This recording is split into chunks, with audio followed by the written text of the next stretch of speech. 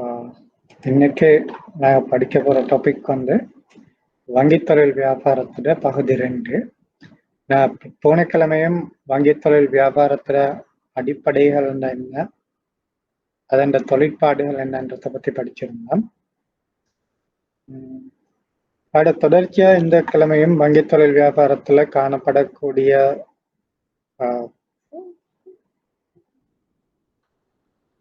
அதாவது வங்கி ஒன்றில் காணப்படும் ஐந்தொகைக்கு உள்ளான சொத்துக்கள் பொறுப்புகள், ஐந்தொகைக்கு வெளியான சொத்துக்கள் பொறுப்புகள், அதே போல கட்டண அடிப்படையிலான சேவைகள், நிதி அடிப்படையிலான சேவைகள் என்ற தலைப்புல தான் போன கிழமை நாங்கள் படிச்சு கொண்டிருந்தோம். இந்த கிழமையும் அதோட தொடர்ச்சியாக நான் தெரியும், போன கிழமை கடைசியா நாங்கள் படிச்சது காசோலைகள் பற்றி. காசோலைகள் எத்தனையோ வகைகள் காணப்படுகின்றன. அது பிறகு காசோலைகள் குறுக்கு கோடிடுதல், அதுலேயும் பல்வேறுபட்ட பொது குறுக்கு கோடிடுதல், சிறப்பு வாய்ந்த குறுக்கு கோடிடுதல், அது போன்ற அந்த புறக்கிருப்பிடுதல் பற்றி படித்தோம். அதிர தொடர்ச்சியாக இந்த கிழமை முதலாவது நான் காசோலை மின்பப்படுத்தல் மற்றும் சுற்றோட்ட குறைப்பு பற்றி படிக்க இருக்கிறோம். இது வந்து இப்போ 2002ஆம் ஆண்டுல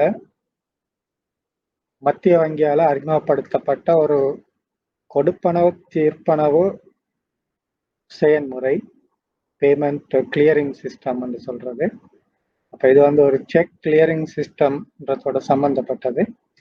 2002ஆம் ஆண்டுக்கு முதல்ல பௌதிக காசோலைகள், பிசிக்கல் செக் தான் வங்கிகளுக்கு இடையில மாற்றம் செய்யப்பட்டு அதன் மூலம் தீர்ப்பன முறை மேற்கொள்ளப்பட்டது. அதுக்கு பிறகு 2002ஆம் ஆண்டுல இந்த காசோலை தீர்ப்பன வசதிகளை வழங்குறதுக்கு லங்கா கிளியர் என்ற நிறுவனத்துக்கு சென்ட்ரல் பேங்க் அல்ல மத்திய வங்கியால் அதிகாரம் அளிக்கப்பட்டது. 2006ஆம் ஆண்டுல லங்கா கிளியர் இந்த செக் இமேஜிங், அதாவது காசோலை மின்பப்படுத்தல் மற்றும் சுற்றோட்ட குறைப்பு முறையை அறிமுகப்படுத்தியது. இந்த இமேஜிங் சிஸ்டம் அல்லது மின்பப்படுத்தல் முறை மூலம் அந்த பௌதீக காசோலை மாற்றம் செய்யப்படும் முறை முடிவுக்கு கொண்டு வரப்பட்டது. இப்போது வந்து இந்த உங்களுக்கு தெரியும், நான் பின்னாலே நான் அதை விளங்கப்படுத்துவேன். ஒரு செக், ஒரு காசோலையை வங்கி ஒன்றுல கொடுத்த அன்னைக்கு அந்த காசோலையை கொடுக்கப்பட்ட வங்கி அது வச்சுக்கொள்ளும். அதுல ஒரு ஸ்கேன்ட் இமேஜ், ஒரு ஸ்கேன் பண்ணிய ஒரு போட்டோ அல்லது ஒரு இமேஜ் தான் கிளியரிங் சிஸ்டத்துக்கு அப்லோட் செய்யப்படும். ஒவ்வொரு வங்கிக்கும் அதுக்கு சம்பந்தப்பட்ட ஹார்ட்வேர் அல்லது சிஸ்டம் இருக்கின்றது. அப்ப இந்த ஒவ்வொரு செக்கையும் ஒவ்வொரு காசோலையும் வங்கி அதை ஸ்கேன் பண்ணும். ஸ்கேன் பண்ணிட்டு அந்த இமேஜை தான் லங்கா கிளியர் சிஸ்டத்துக்கு அனுப்புவாங்க.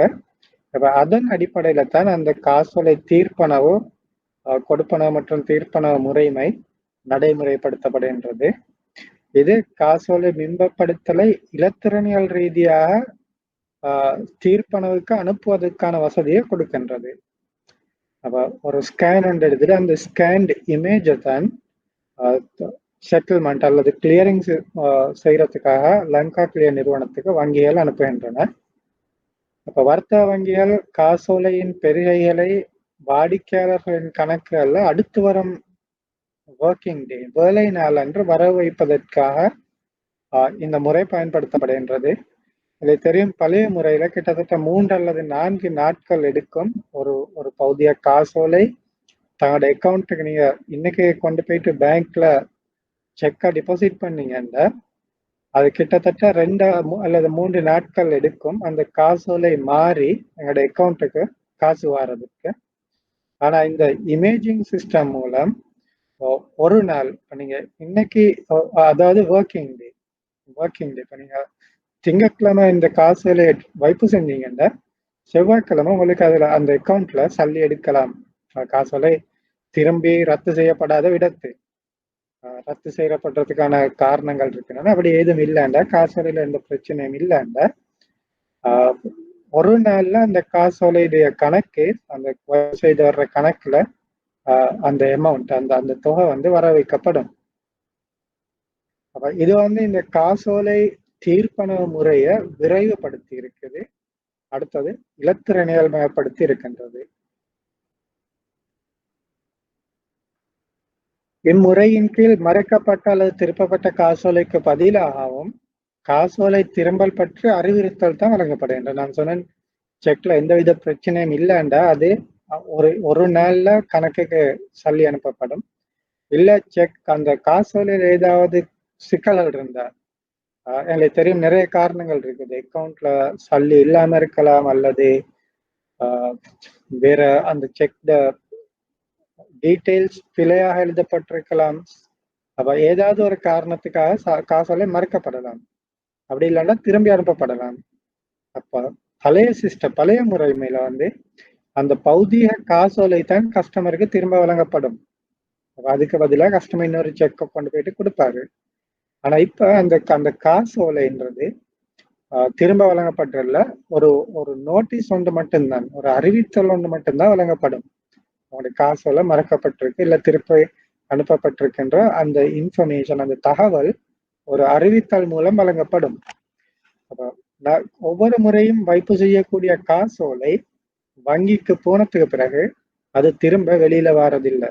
வங்கி அதை அதுக்கு நிறைய ஸ்டோரிங் சிஸ்டம் இருக்குது. அந்த முறையில அதை அவங்க ஆர்கைவ் பண்ணி அதை ஸ்டோர் பண்ணிடுவாங்க. வங்கிக்கு சமர்ப்பித்ததுக்கு பிறகு எல்லாமே டிஜிட்டல் மெத்தட் அல்லது இமேஜிங் சிஸ்டம் மூலம்தான் மீதமுள்ள எல்லா கொடுப்பனவு தீர்ப்பனவு முறை நடவடிக்கையும் மேற்கொள்ளப்படும். அப்போ ஒவ்வொரு தெரியும் ஒரு பேங்க்ல ஒரு நாளைக்கு எத்தனையோ ஆயிரக்கணக்கான காசோலைகள் கொண்டு மாற்றப்படுகின்றது, வைப்பு செய்யப்படுகின்றது. எல்லாம் ஒரே வங்கியால வழங்கப்பட்ட காசோலையாகவும் இருக்காது. வெவ்வேறு வங்கிகளால வழங்கப்பட்ட அந்த வங்கி ஒரு உதாரணத்துக்கு இலங்கை வங்கி எடுத்துக்கொண்டால் இலங்கை வங்கியில ஒரு நாளைக்கு வைப்பு செய்யப்படக்கூடிய காசோலைகள் இலங்கை வங்கியால வழங்கப்பட்ட காசோலையா இருக்காது. மற்ற எல்லா வங்கிகளாலும் வழங்கப்பட்ட பல்வேறுபட்ட காசோலைகள் இலங்கை வங்கிக்கு வந்து சேரும். அப்ப அந்த அந்த ஒட்டுமொத்த கொடுப்பனவு ஆர்டிஜிஎஸ் முறை மூலம்தான் தீர்க்கப்படுகின்றது. அதாவது தேரிய தீர்ப்பனவு மீதியால் என்று சொல்றேன். தேரிய தீர்ப்பனவு ஒரு நாளைக்கு 1000 செக் வந்துச்சுன்னா 1000 செக்கும் சிலது பல்வேறுபட்ட வங்கிகளுடைய செக்களா இருக்கும். அப்ப அந்த ஒவ்வொரு வங்கிக்கும் தனிப்பட்ட ரீதியில ஒவ்வொரு அக்கௌண்டா செட்டில் பண்றது இல்லை. அந்த தேரிய தீர்ப்பனவு வந்து ஆர்டிஜிஎஸ் அல்லது அதே நேரம் மொத்த தீர்ப்பனவு முறைமையுடாகத்தான் ஒரு நாளைக்கு 2 தடவை மூலம் அந்த கொடுப்பனவுகள் செய்யப்படுகின்றது. RTGS real time cross settlement system. Tamil அதுக்கு அதே நேரம் மொத்த தீர்ப்பனவு முறைன்னு சொல்றாங்க. அப்ப அந்த ஆர்டிஜிஎஸ் மூலமா தான் தேரிய காசோலை சம்பந்தமான கொடுக்கல் தீர்ப்பனவுகள் மேற்கொள்ளப்படுகின்றது. இது வந்து வங்கிகளுக்கு இடையிலான ஒரு தீர்ப்பனவா மாத்திரம்தான் காணப்படும். இந்த ஆர்டிஜிஎஸ் மூலமாக கஸ்டமர்ஸுக்கு அதாவது வாடிக்கையாளருடைய கணக்குகளுக்கு தீர்ப்பனவுகள் மேற்கொள்ளப்படுவதில்லை. வாடிக்கையாளருடைய கணக்குகளுக்கு அதாவது லங்கா கிளியர் மூலம் அந்த கிளியரிங் அதாவது தீர்ப்பனம் நடைபெறும். வங்கிகளுக்கு இடையிலான மொத்த தீர்ப்பனம் அல்லது தேரிய தீர்ப்பனம் வந்து ஆர்டிஜிஎஸ் மூலமாக மேற்கொள்ளப்படும்.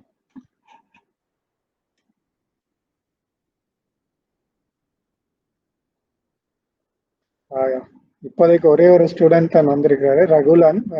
வணக்கம் ரகுலன். நான் கதைக்கிறேன், கேக்குதா?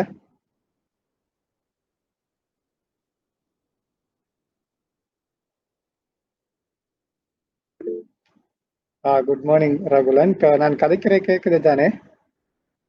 அடுத்தது அந்த ஸ்லைட் சேஞ்ச் பண்ற நேரம் ஸ்லைட் உங்களுக்கு விளங்குதா? இப்ப ஸ்லைட் உங்களுக்கு விளங்குதா?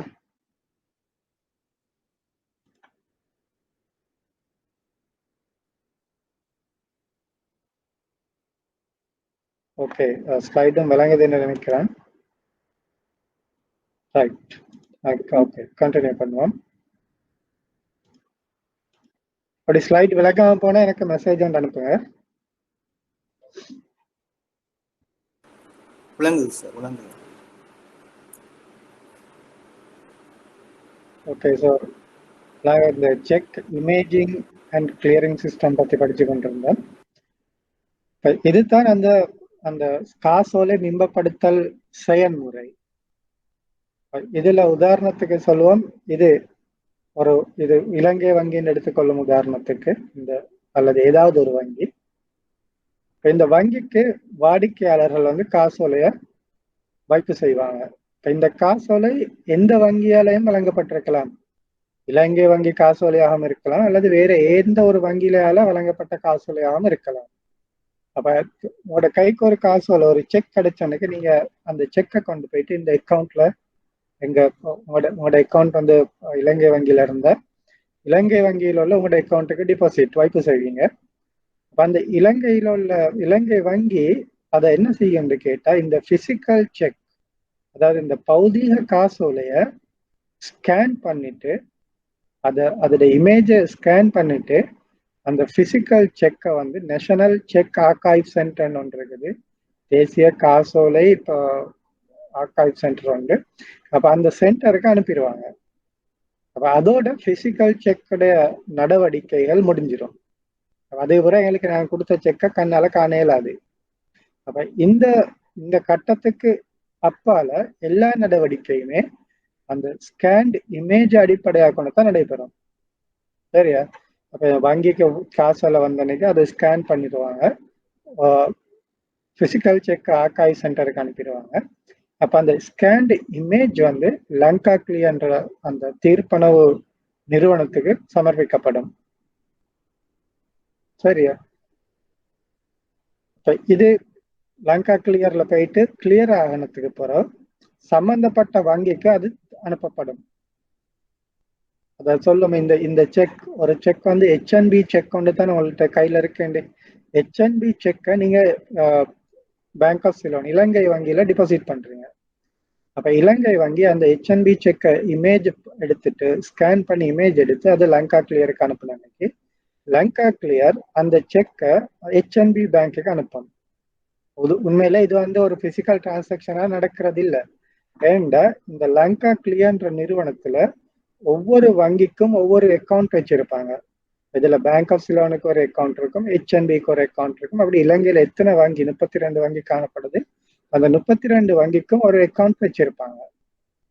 சரியா? இந்த செக்கை அவன் HNB அக்கௌண்ட்டுக்கு டெபிட் பண்ணிடுவாங்க. அதுக்கு பிறகு அந்த HNBல உள்ள சல்லிய பேங்க் ஆஃப் சிலோன்ல அந்த செக்கை அனுப்புனவருடைய அக்கௌண்ட்டுக்கு மாத்திடுவாங்க. இது உண்மையிலேயே நான் பேங்கோட போட்டோ போட்டு கீறி இருந்தாலும் இது எல்லாமே இந்த லங்கா கிளியர்ல உள்ள ஒரு கிளியரிங் அக்கௌண்ட், ஒரு தீர்ப்பனவு கணக்கு ஒன்று இருக்குது, ஒவ்வொரு வங்கிக்கும் இருக்கும். அப்ப லங்கா கிளியர் செக் பண்ண அன்னைக்கு அவருக்கு HNBக்கு டெபிட் பண்ணிட்டு பேங்க் ஆஃப் சிலோனுக்கு கிரெடிட் பண்ணிடுவாரு. பிசிக்கலா அந்தந்த பேங்க்குக்கு போகாது. ஆனா இது அந்த விளங்கப்படுத்துறதுக்காக இதை நாங்க அப்படி போட்டிருக்கிறோம். இப்ப ஏதாவது ஒரு காரணத்துக்காக செக் திரும்ப ரிட்டர்ன் ஆகியிருந்தா, மறுக்கப்பட்டிருந்தா, அந்த வைப்பு செய்த வங்கி அந்த வாடிக்கையாளருக்கு ஒரு நோட்டிபிகேஷன் அல்லது ஒரு அறிவுறுத்தலை தான் வழங்கும்.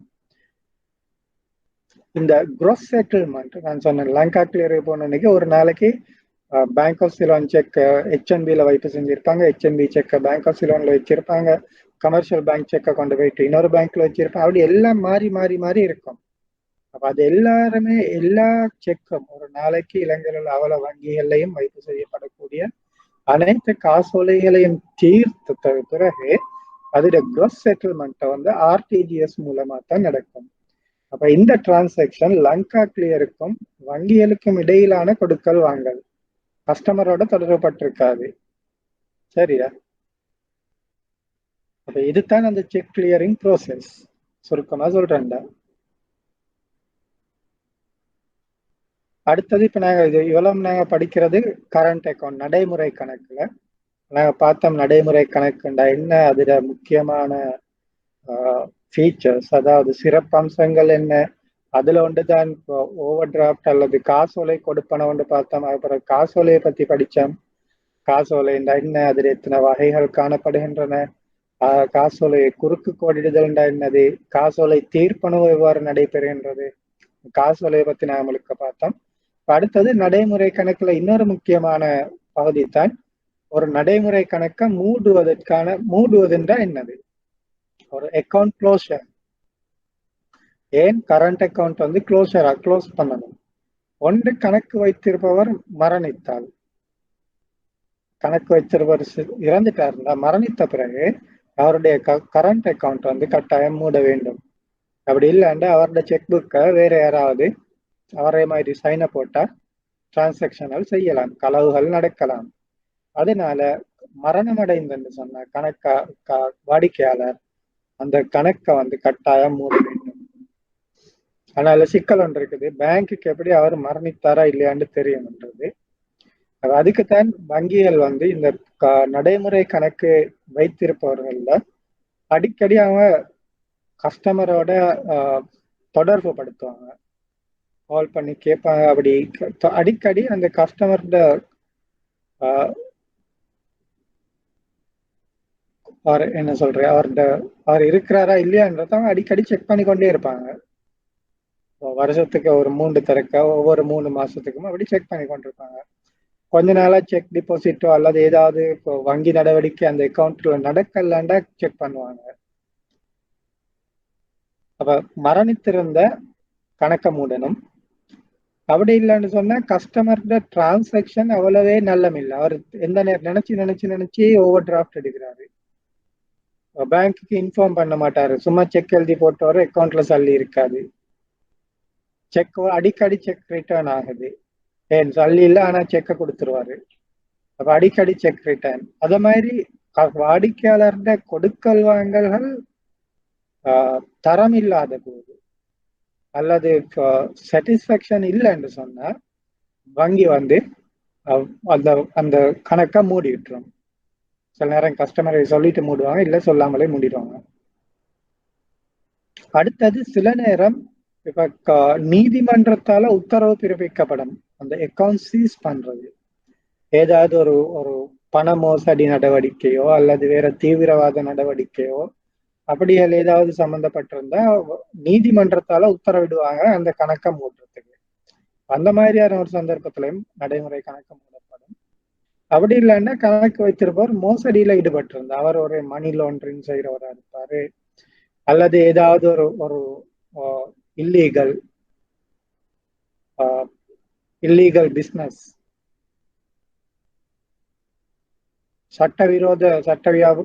சட்டவிரோத வியாபாரம் ஒன்று செய்கிறவரா இருக்கலாம். அப்ப அந்த மாதிரி ஒரு சந்தர்ப்பத்துல பேங்க்குக்கு அது தெரிய வரும்னு சொன்னா பேங்க் அந்த கணக்கை மூடிடும். அதான் நான் சொன்னேன், இந்த நடைமுறை கணக்கை பொறுத்தவரை அடிக்கடி அந்த வைப்பாளர்களோட வாடிக்கையாளர்ட நடவடிக்கையை கண்காணிச்சு கொண்டிருக்காங்க. ஆங்கிலத்துல சொல்ல நோ யுவர் கஸ்டமர், KYC. அப்படி இல்லைன்னா கஸ்டமர் டியூ டிலிஜென்ஸ். அப்ப அந்த கஸ்டமர் டியூ டிலிஜென்றது நடைமுறை கணக்கை பொறுத்தவரையில அடிக்கடி மேற்கொள்ளப்பட வேண்டிய ஒன்றாக காணப்படும். அடுத்த தவறான நடத்தை, அதுவும் அல்லது அவருடைய சட்டவிரோத வியாபாரமா இருக்கலாம், அல்லது இப்போ ஸ்மக்லிங் அது மாதிரி ஏதாவது சட்டவிரோத தொழில் செய்கிறவரா இருக்கலாம், இல்ல இப்போ தீவிரவாதத்தோட தொடர்புப்பட்டவரா இருக்கலாம். அது மாதிரி தவறான நடத்தைகள் காணப்பட்டாலும் இந்த கணக்கை வங்கி மூட வேண்டும்.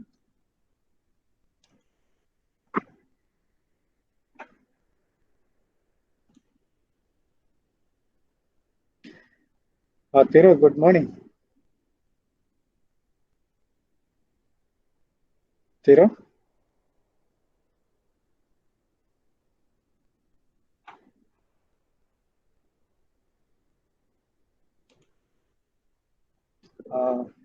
இப்ப திருவும் இந்த கிளாஸை ஜாயின் பண்ணியிருக்கிறாரு. நான் தொடர்ந்து இதை பார்த்தோம், நடைமுறை கணக்கு மூடுறதுக்கான காரணங்களை நான் பார்த்தோம்.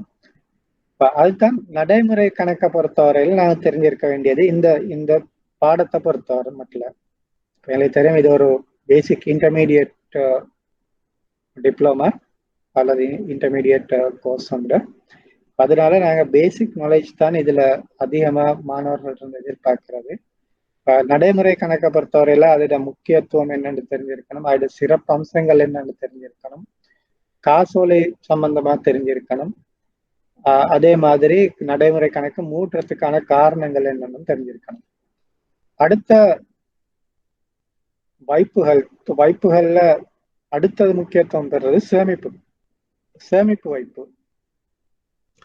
சேமிப்பு கணக்குன்றது ஒரு தனிநபர் அல்லது சிறிய வணிக நிறுவனங்களுக்கு பொருந்தக்கூடியது. தனிநபர்கள் கரண்ட் அக்கவுண்ட் வச்சிருக்கிற மிச்சம் குறவு. சரியா? தனிநபர்களை பொறுத்தவரையில சேமிப்பு கணக்கு தான் அவங்களுக்கு பிரதான கொடுக்கல் வாங்கல் கணக்காக காணப்படும். அதே நேரம் சின்ன சின்ன பிசினஸ் செய்யறவங்களுக்கும் ஓவர் டிராஃப்ட் அல்லது கரண்ட் அக்கவுண்ட் பேங்க் கொடுக்காது. அப்ப அத மாதிரியான வாடிக்கையாளருக்கு சேமிப்பு கணக்கு தான் மிக பொருத்தமாக காணப்படும். சேமிப்பு கணக்கு சிறப்பு அம்சம் என்னன்னு கேட்டா, எங்களுக்கு தேவைக்கேற்ப தேவைப்படக்கூடிய நேரத்துல பணத்தை திரும்ப பெறலாம். அக்கவுண்ட்ல சல்லி இருந்தா, சல்லி இல்லாண்டா எடுக்க இயலாது. கரண்ட் அக்கவுண்ட்ல சல்லி இல்லாண்டாலும் எடுக்கலாம். ஓவர் டிராஃப்ட் வங்கி மேலதிக பற்ற மூலம் கணக்குல சல்லி இல்லாண்டாலும் கூட எடுக்கலாம். ஆனா சேவிங்ஸ் அக்கௌண்ட்டை பொறுத்தவரையில மேலதிக பற்று வசதி ஒன்றும் இல்லை. அதனால அக்கவுண்ட்ல சல்லி இருக்கும் என்று சொன்னா அந்த சல்லிய தேவைக்கேற்ற மாதிரி திரும்ப பெறலாம். அத நாங்க ஒரு பேங்க்குக்கு போயிட்டு கவுண்டர்ல வித்ட்ரோவல் ஸ்லிப் ஒன்றை நிறைச்சி அதை கவுண்டர்ல கொடுத்து காசை எடுக்கலாம், அல்லது ஏடிஎம் ஆலையும் வித்ட்ரோ பண்ணி கொள்ளலாம். அதே நேரம் எங்களோட ஏடிஎம் ஒரு டெபிட் கார்டா இருக்கும்னு சொன்னா அந்த டெபிட் கார்டை கொண்டும் கொடுக்கல் வாங்கலுக்கு பயன்படுத்தலாம். இந்த சிறப்பம்சம் சேமிப்பு கணக்குல காணப்படுது. ஏனைய நடைமுறை கணக்குலையும் இல்லை, அடுத்தது நிலையான வைப்பு கணக்குலையும் காணப்பட்டுள்ள. அப்ப சேமிப்பு கணக்குல ஆரம்பிக்கிறதுக்கு, அதாவது சேமிப்பு கணக்குல அடிப்படை என்னன்னு கேட்டா சேமிப்பை ஊக்குவித்தல் தான் நோக்கம். மக்களுடைய சேமிப்பை ஊக்குவிக்கிற நோக்கமாக கொண்டு தான் ஆரம்ப காலத்துல சேமிப்பு கணக்கு ஆரம்பிக்கப்பட்டது. இதற்கு ஒரு வட்டி வீதம் வழங்கப்படும். உங்களுக்கு தெரியும், ஆரம்ப காலத்துல ஒரு மாதத்துக்கு 2 அல்லது 3 தடவைக்கு மேல கணக்குல இருந்து சல்லி எடுக்க விட மாட்டாங்க. அப்படி சல்லி எடுத்துன்னு சொன்னா அந்த மாதத்துக்கு வட்டி வழங்கப்படாது. அப்ப அதுல முக்கிய அடிப்படை நோக்கம் சேமிப்பை ஊக்குவிக்கிறேன். ஆனா காலப்போக்குல எங்களுக்கு தெரியும், இந்த கொடுக்கல் வாங்கல் பரிமாணம் அடைந்தது.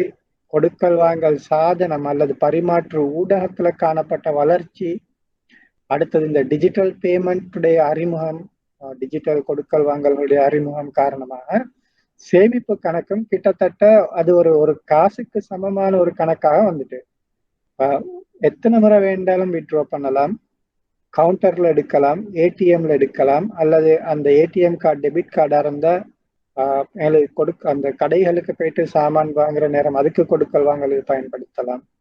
அதே நேரம் இருக்கிற பேலன்ஸுக்கு வட்டியும் கிடைக்கும். முதல் இருந்துச்சு 3 தரக்காக்கு மேல எடுத்தா அந்த மாதத்துக்கு வட்டி தர மாட்டாங்க. ஆனா இப்ப அப்படி இல்லை, நீங்க எத்தனை முறையும் எடுக்கலாம். ஆனா அக்கௌண்ட்ல சல்லி இருந்தா அந்த இதுக்கு எவ்வளவு வட்டியோ அந்த வட்டி கொடுக்கப்படும். ஆனா இந்த வட்டி வீதங்கள் வங்கிகளால தான் கட்டுப்படுத்தப்படுகின்றது. வங்கிக்கு வங்கி வேறுபடும். சில வங்கிகள் இந்த வட்டி வீதங்களை சில வாடிக்கையாளருக்கு கொஞ்சம் கூடுதலா வழங்கும், சில வாடிக்கையாளருக்கு கொஞ்சம் குறைவா வழங்கும். வங்கியுடைய அந்த கஸ்டமரோட உள்ள ரிலேஷன்ஷிப்பை பொறுத்தது. அதே நேரம் சில வங்கிகள் டெய்லி இன்ட்ரெஸ்ட், ஒவ்வொரு நாளும் நாளாந்த வட்டி வழங்கும். சில வங்கிகள் மாதாந்த வட்டி, மந்த்லி இன்ட்ரெஸ்ட் அப்படியும் இருக்குது. அப்ப இந்த வட்டி வீதங்கள் தொடர்பான கட்டுப்பாடுகளை அந்த குறிப்பிட்ட வங்கியால தான் மேற்கொள்ளப்படுகின்றது. சேமிப்பு கணக்குல வங்கி மேலதிக பற்று வசதி இல்லை. நான் ஏற்கனவே சொன்னேன், அக்கௌண்ட்ல சல்லி இருந்தா இருக்கிற அமௌண்ட்டை மட்டும்தான் எடுக்கலாம். அப்படி இல்லாண்ட ஓவர் ட்ரோன் பண்ண இயலாது, வங்கி மேலதிக பற்று வசதி இல்லை. அதே நேரம் சில வங்கிகள் அந்த அக்கௌண்ட்டுக்கு ஒரு மினிமம் பேலன்ஸ் வச்சிருக்க சொல்லுவாங்க, ஒரு குறைந்த அடிப்படை கட்டணம், அடிப்படை மீதி, மினிமம் பேலன்ஸ். அப்ப அந்த மினிமம் பேலன்ஸ், அந்த குறைந்த அளவு மீதியை நாங்க எந்த நாளும் அந்த கணக்குல வச்சிருக்கணும். அப்படி வச்சிருக்கலன்னா அதுக்கு ஒரு தண்டப்பணமும் அறவிடப்படும். சரியா? மினிமம் பேலன்ஸ் இல்லைன்னா அதுக்கு ஒரு ஃபீ ஒன்று எடுப்பாங்க, அதுக்கு ஒரு கட்டணம் அறவிடப்படும், தண்டப்பணம் அறவிடப்படும். சில வங்கிகள்ல அப்படி இல்லை. சில வங்கிகள்ல நீங்க மினிமம் பேலன்ஸ் ஒன்று இருக்காது, அப்ப நீங்க எவ்வளவு எடுக்கலாம். ஆனா மினிமம் பேலன்ஸ் ஒன்று இருக்கும்னு சொன்ன அந்த அந்த அமௌண்ட், அந்த தொகையை கட்டாயம் நீங்க அந்த அக்கௌண்ட்ல நீங்க தொடர்ந்து வச்சு கொண்டிருக்கணும். அப்படி அதை விட குறையும் பட்சத்துல வங்கிகளால தண்டப்பணம் அறவிடப்படும். அப்ப இந்த கட்டுப்பாடுகள் அனைத்தும் ஒவ்வொரு வங்கிக்கு வங்கி வேறுபடும். அப்போ ஒவ்வொரு வங்கியும் அதனுடைய உள்ளக பாலிசிஸ், இன்டர்னல் பாலிசிஸ், உள்ள கட்டுப்பாடுகளோட அடிப்படையில அந்த அந்த சில கண்டிஷன்களை வச்சிருக்கிறாங்க. அதுகள் நாங்க விளங்கி இருக்கணும். இதுக்கு மத்திய வங்கியால எந்த கட்டுப்பாடும் இல்லை. சரியா? இப்ப மினிமம் பேலன்ஸ் வைக்கணுமா அல்லது இல்லையா, மினிமம் பேலன்ஸ் இல்லைண்டா பெனால்டி எடுக்கணுமான்றதுக்கு மத்திய வங்கியால எந்த விதமான ரெகுலேஷன், நியமனங்களும் வழங்கப்பட்டில்லை. சேமிப்பு கணக்கை பொறுத்தவரையில இன்னொரு விஷயம் என்னன்னு கேட்டா, கணக்கு வைத்திருப்பவருக்கு பாஸ்புக் வழங்கப்படும். அப்படி இல்லைன்னா ஸ்டேட்மெண்ட் வந்து வழங்கப்படும். சில பேங்க் பாஸ்புக் கொடுப்பாங்க, சில பேங்க்ல வந்து பாஸ்புக் இருக்காது. அதுக்கு பதிலாக ஸ்டேட்மெண்ட் வந்து தான் அனுப்புவாங்க.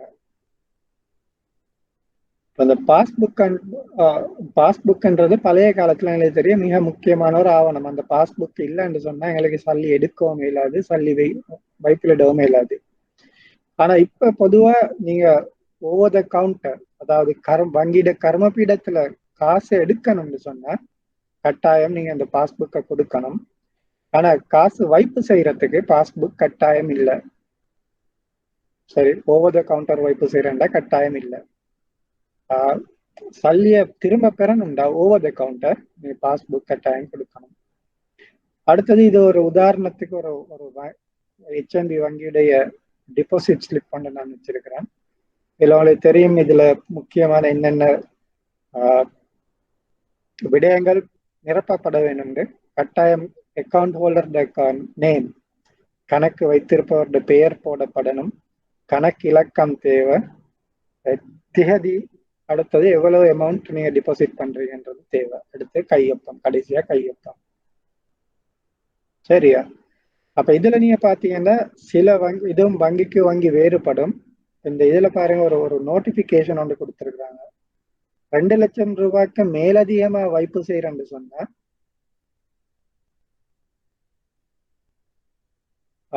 உங்களோட அக்கௌண்ட்டுக்கோ அல்லது நீங்க வேறு ஒருத்தருடைய அக்கௌண்ட், ஒரு தேர்ட் பார்ட்டி அக்கௌண்ட், ஒரு 3ஆம் நபருடைய கணக்குக்கு 2 லட்சம் ரூபாய்க்கு மேலதிகமா வைப்பு செய்யறேன்டா அந்த சோர்ஸ் ஆஃப் ஃபண்ட் என்று சொல்றது, இந்த என்ன காரணத்துக்காக இந்த வைப்பு செய்யறீங்கன்றத நீங்க குறிப்பிடணும்.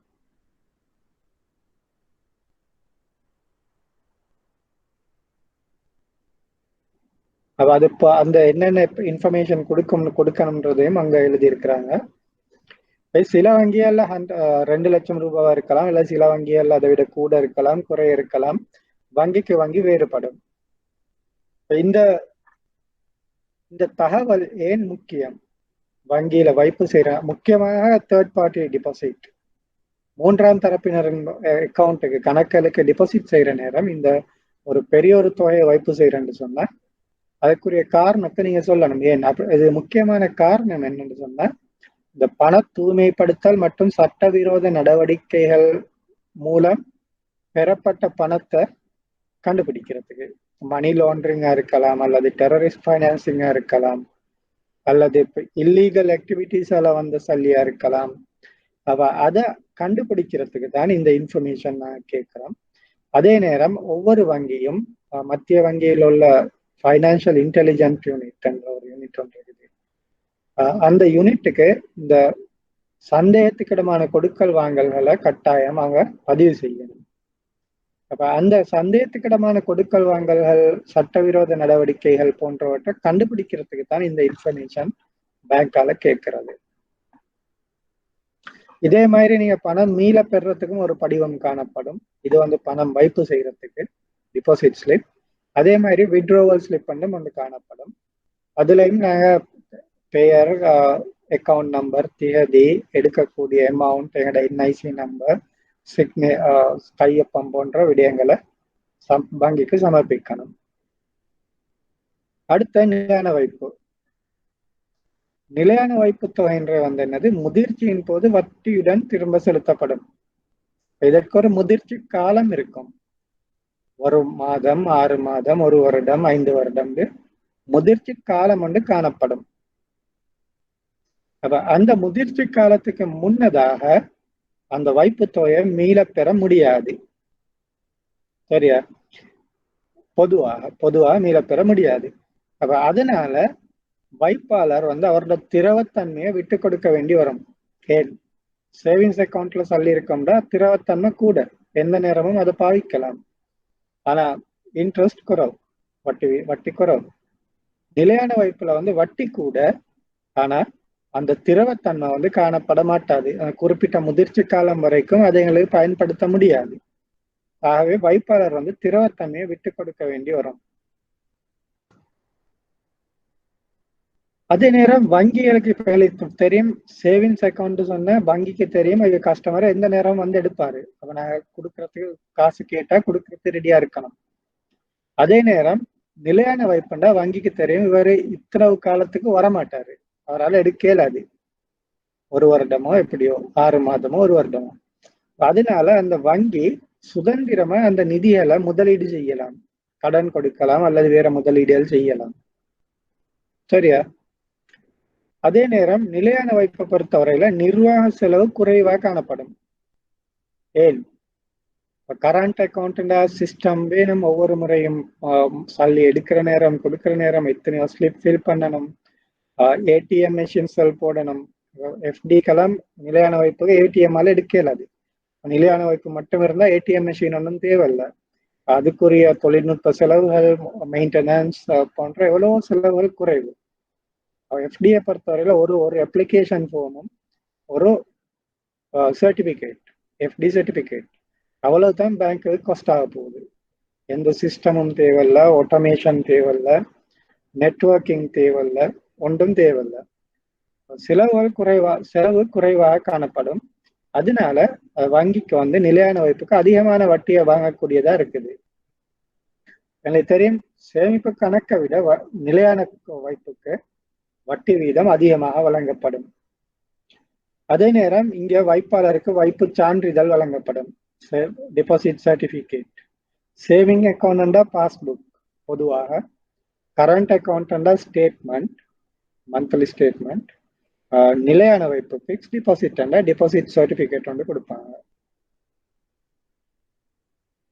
ஆனா நான் ஏற்கனவே சொன்னேன் இது ஒரு முதிர்ச்சியை கொண்டது, முதிர்ச்சிக்கு முன்னால எடுக்க முடியாதுன்னு. ஆனாலும் சில சந்தர்ப்பங்கள்ல கஸ்டமர் வாடிக்கையாளருக்கு தேவைப்படும் போது சில இக்கட்டான அல்லது முக்கியமான சந்தர்ப்பங்கள்ல முதிர்ச்சிக்கு முன்னதாகவே அந்த வாய்ப்புகளை திருப்பி பெற முடியும். நிலையான வைப்பா இருந்தாலும் கூட முதிர்ச்சிக்கு முன்னதை அதை சில முக்கியமான இக்கட்டான சந்தர்ப்பங்கள்ல பெற்றுக்கொள்ள முடியும்.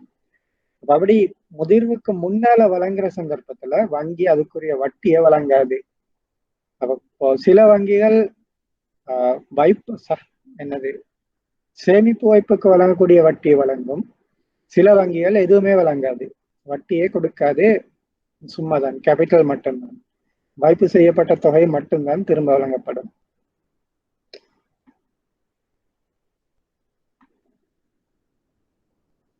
அடுத்தது நிதி அடிப்படையிலான சொத்துக்களை பத்தி பார்ப்போம். நாங்க இவ்வளவு நேரம் பார்த்தது பொறுப்புக்கள்ல முக்கியமானது வைப்புகள்.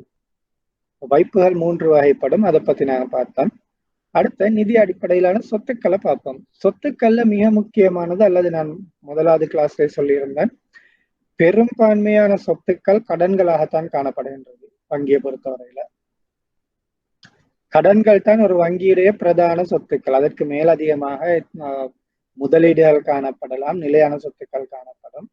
ஆனாலும் பெரும்பாலான சொத்துக்கள் கடன்களாகத்தான் காணப்படுகின்றது, வழங்கப்பட்ட கடன்களாக. இந்த கடன்களை பொறுத்தவரையில பல்வேறு விதமான கடன்கள் காணப்படுகின்றது, அல்லது நிதியீட்டல் வசதிகள் காணப்படுகின்றன. கடன் வசதிகள்ல குறுங்கால கடன், மேலதிக பற்று, நீண்ட கால, நடுத்தர கால கடன் இருக்குது. அடுத்தது குத்தகை வசதி, லீசிங் என்று சொல்றது. அப்படி இல்லைன்னா வர்த்தக நிதி, இதுவும் பிசினஸ்களுக்கு தேவையான கடன்கள், பிசினஸ் லோன்ஸ் என்று சொல்றேன். அடுத்த உண்டியல்கள் கொள்முதல் செய்யலாம் அல்லது தள்ளுபடி செய்யலாம், பில் டிஸ்கவுண்டிங். நான் பிறகு டீட்டெயிலாக படிப்போம். இது முக்கியமாக ஏற்றுமதி இறக்குமதி வியாபாரத்தோடு தொடர்பு பட்டது. இந்த உண்டியல் கொள்முதல், உண்டியல் தள்ளுபடி போன்றவை ஏற்றுமதி இறக்குமதி வியாபாரம் தொடர்பாக படிக்கிற நேரம் அதை பற்றி டீட்டெயிலாக படிப்போம். பொதியிடல் கடன் திரும்பவும் ஏற்றுமதி இறக்குமதியோட தொடர்பு பட்டது. பேக்கிங் கிரெடிட், இங்குள்ள ஒரு கம்பெனி, இங்குள்ள ஒரு நிறுவனம், ஒரு உற்பத்தி நிறுவனம் தான் உற்பத்தி செய்த பொருட்களை பொதியிடணும். ஒரு டின்ல அடிக்கணும் அல்லது ஒரு கார்ட்போர்ட் பேக்ல அடிக்கணும், இல்லை ஒரு பிளாஸ்டிக் பேக், பொதியிடல். அப்ப அதுகளுக்கு தேவையான மெட்டீரியல் கொள்வனவு செய்யறதுக்கு வழங்கக்கூடிய கடன். அப்ப இதை கொண்டு அந்த பொதியிடல் சம்பந்தமான அல்லது அதுக்கு தேவைப்படக்கூடிய பொருட்களை மட்டும்தான் வாங்க முடியும். அடுத்து முற்பணம் என்று சொல்ற அட்வான்சஸ். கிரெடிட் கார்டு இருக்குது, அடுத்தது வங்கி மேல் அதிக பற்றும் ஒரு அட்வான்ஸ், முற்பணங்கள் கொடுக்கலாம். அடுத்த கடன் அட்டைகள், கடன் அட்டை என்ற கிரெடிட் கார்டு. இவைதான் வங்கி ஒன்றால வழங்கப்படக்கூடிய கடன்களின் வகைகள். முதலாவது நான் கடன் வசதி ஒரு முக்கியமான தொழிற்பாடு, வங்கிகளுடைய பிரதான தொழிற்பாடு மக்களுக்கு கடன் வழங்குறது. கடன் வழங்கும் போது எல்லாருக்கும் கடன் கொடுக்க இயலாது, எல்லாருக்கும் கடன் கொடுக்க இயலாது. அப்ப கடன் பெறுபவர் அந்த கடனை வாங்குறதுக்கு தகுதியானவரான்றத மதிப்பீடு செய்யணும். சரியா? அப்ப அந்த கிரெடிட் அசஸ்மெண்ட் என்று சொல்லுவாங்க இங்கிலீஷ்ல. கிரெடிட் அசஸ்மெண்ட் அல்லது கடன் மதிப்பீடு என்றது கடன் வழங்கல் தொழிற்பாடின் மிக முக்கியமான ஒரு அம்சம். அப்ப எதன் அடிப்படையால வங்கி தீர்மானிக்கும் இந்த வாடிக்கையாளருக்கு கடன் வழங்க முடியுமா முடியாதான்றது? வாடிக்கையாளரின் தகுதியை தீர்மானிக்கணும். இந்த ஆளே கடன் கொடுக்கலுமா, கொடுத்த விவரங்களை திருப்பி தருவாரா, அதுல என்ன ரிஸ்க் இருக்குது, அது என்ன முறையில தீர்மானிக்கலாம்? பொதுவாக தெரியும், இந்த C5 என்று சொல்றது, அதாவது characteristic, capacity, capital, collateral and condition. இந்த பண்புகள் அடிப்படையாக கொண்டு அல்லது இந்த 5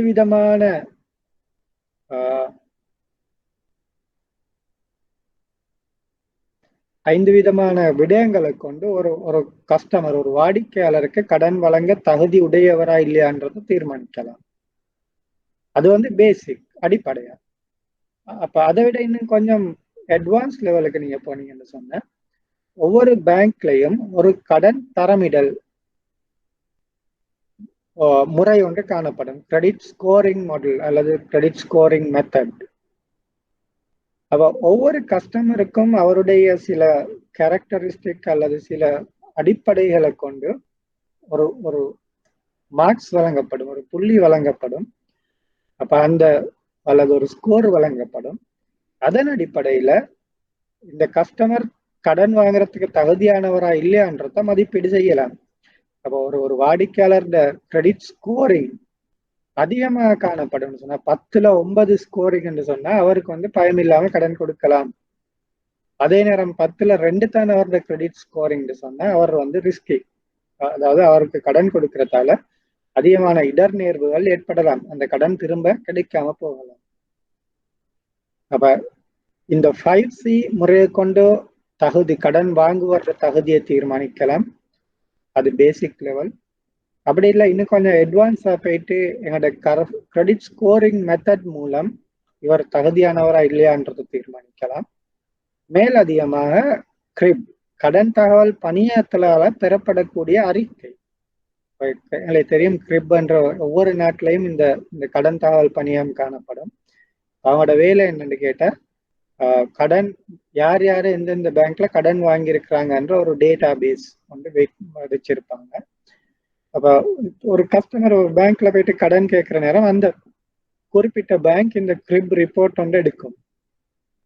எடுத்தா அந்த பேங்க்குக்கு தெரியும், சரி இந்த கஸ்டமருக்கு ஏற்கனவே எவ்வளவு கடன் இருக்குது, என்னென்ன பேங்க்ல கடன் இருக்கு, அந்த கடன் இவர் சரியான முறையில திருப்பி கொடுக்கிறாரா, அல்லது அறவிட முடியா கடன் நான் பெர்ஃபார்மிங் லோன், அறவிட முடியா கடன் ஆகி இருக்குதா, இவர் கட்டாம விட்டுட்டாரா, இவருக்கு ஏதாவது லீகல் ஆக்ஷன் ஃபைன் இருக்குதா, அது போன்ற தரவுகளை இந்த கிரிப் ரிப்போர்ட் மூலம் பெற்றுக்கொள்ளலாம். அதன் அடிப்படையிலையும் ஒரு வாடிக்கையாளருக்கு கடன் வழங்க தகுதியானவரான்றதை தீர்மானிக்கலாம். இவரோட கிரிப் ரிப்போர்ட் நல்ல மாறுந்தா எல்லா லோனுமே பெர்ஃபார்மிங் லோன், அதாவது செயற்படக்கூடிய கடனாக காணப்படுது. எந்த விதமான என்னது கடன் செயற்படா கடன் எதுவும் இல்லை, நான் பெர்ஃபார்மிங் லோன்ஸ் எதுவும் இல்லைன்னு சொன்னா அவருக்கு வந்து உண்மையில கடன் கொடுக்க முடியும். இப்ப இந்த 3 விடயங்களோட அடிப்படையில தான் இலங்கையில பொதுவாக இந்த கடன் வசதியை மதிப்பீடு செய்தல் நடைபெறுகின்றது. வாடிக்கையாளரின் தகுதியை தீர்மானிக்கிறதுக்கு இந்த 3 முறையும் பயன்படுத்தப்படுகின்றது. முதலாவது 5C என்ற என்னன்னு பார்த்தோம். அதுல முதலாவது காரணி வந்து பண்பு, கேரக்டர். அப்ப கடன் வாங்குபவர்த பண்புகள் எப்படி, அவரோட பின்னணி என்ன, அவர் என்ன வேலை செய்யறாரு, எவ்வளவு படிச்சிருக்கிறாரு. ஒரு பிசினஸுக்கு கடன் வாங்குறாருன்னு சொன்னா அந்த பிசினஸ்ல அவர் எவ்வளவு காலமா இருக்கிறாரு, அவரோட எக்ஸ்பீரியன்ஸ் என்னது, அந்த வணிகத்தோட அந்த பிசினஸோட சம்பந்தப்பட்ட அவரோட அறிவு எப்படி இருக்குது. அது போன்ற பண்புகளை வந்து நாங்க கட்டாயம் கவனிக்க வேண்டும். ஒருத்தர் படிப்பறிவே இல்லை, அவர் படிச்சிருக்கிறது சொல்லுங்க, இப்போ 5ஆம் ஆண்டு வரையும் தான் படிச்சிருக்கிறாரு, ஆனா ஒரு ஒரு எஜுகேஷன் இன்ஸ்டிடியூட் ஒன்று செய்யறாருன்னு வைங்களேன், அப்ப அவருக்கு செய்ய போறாரு.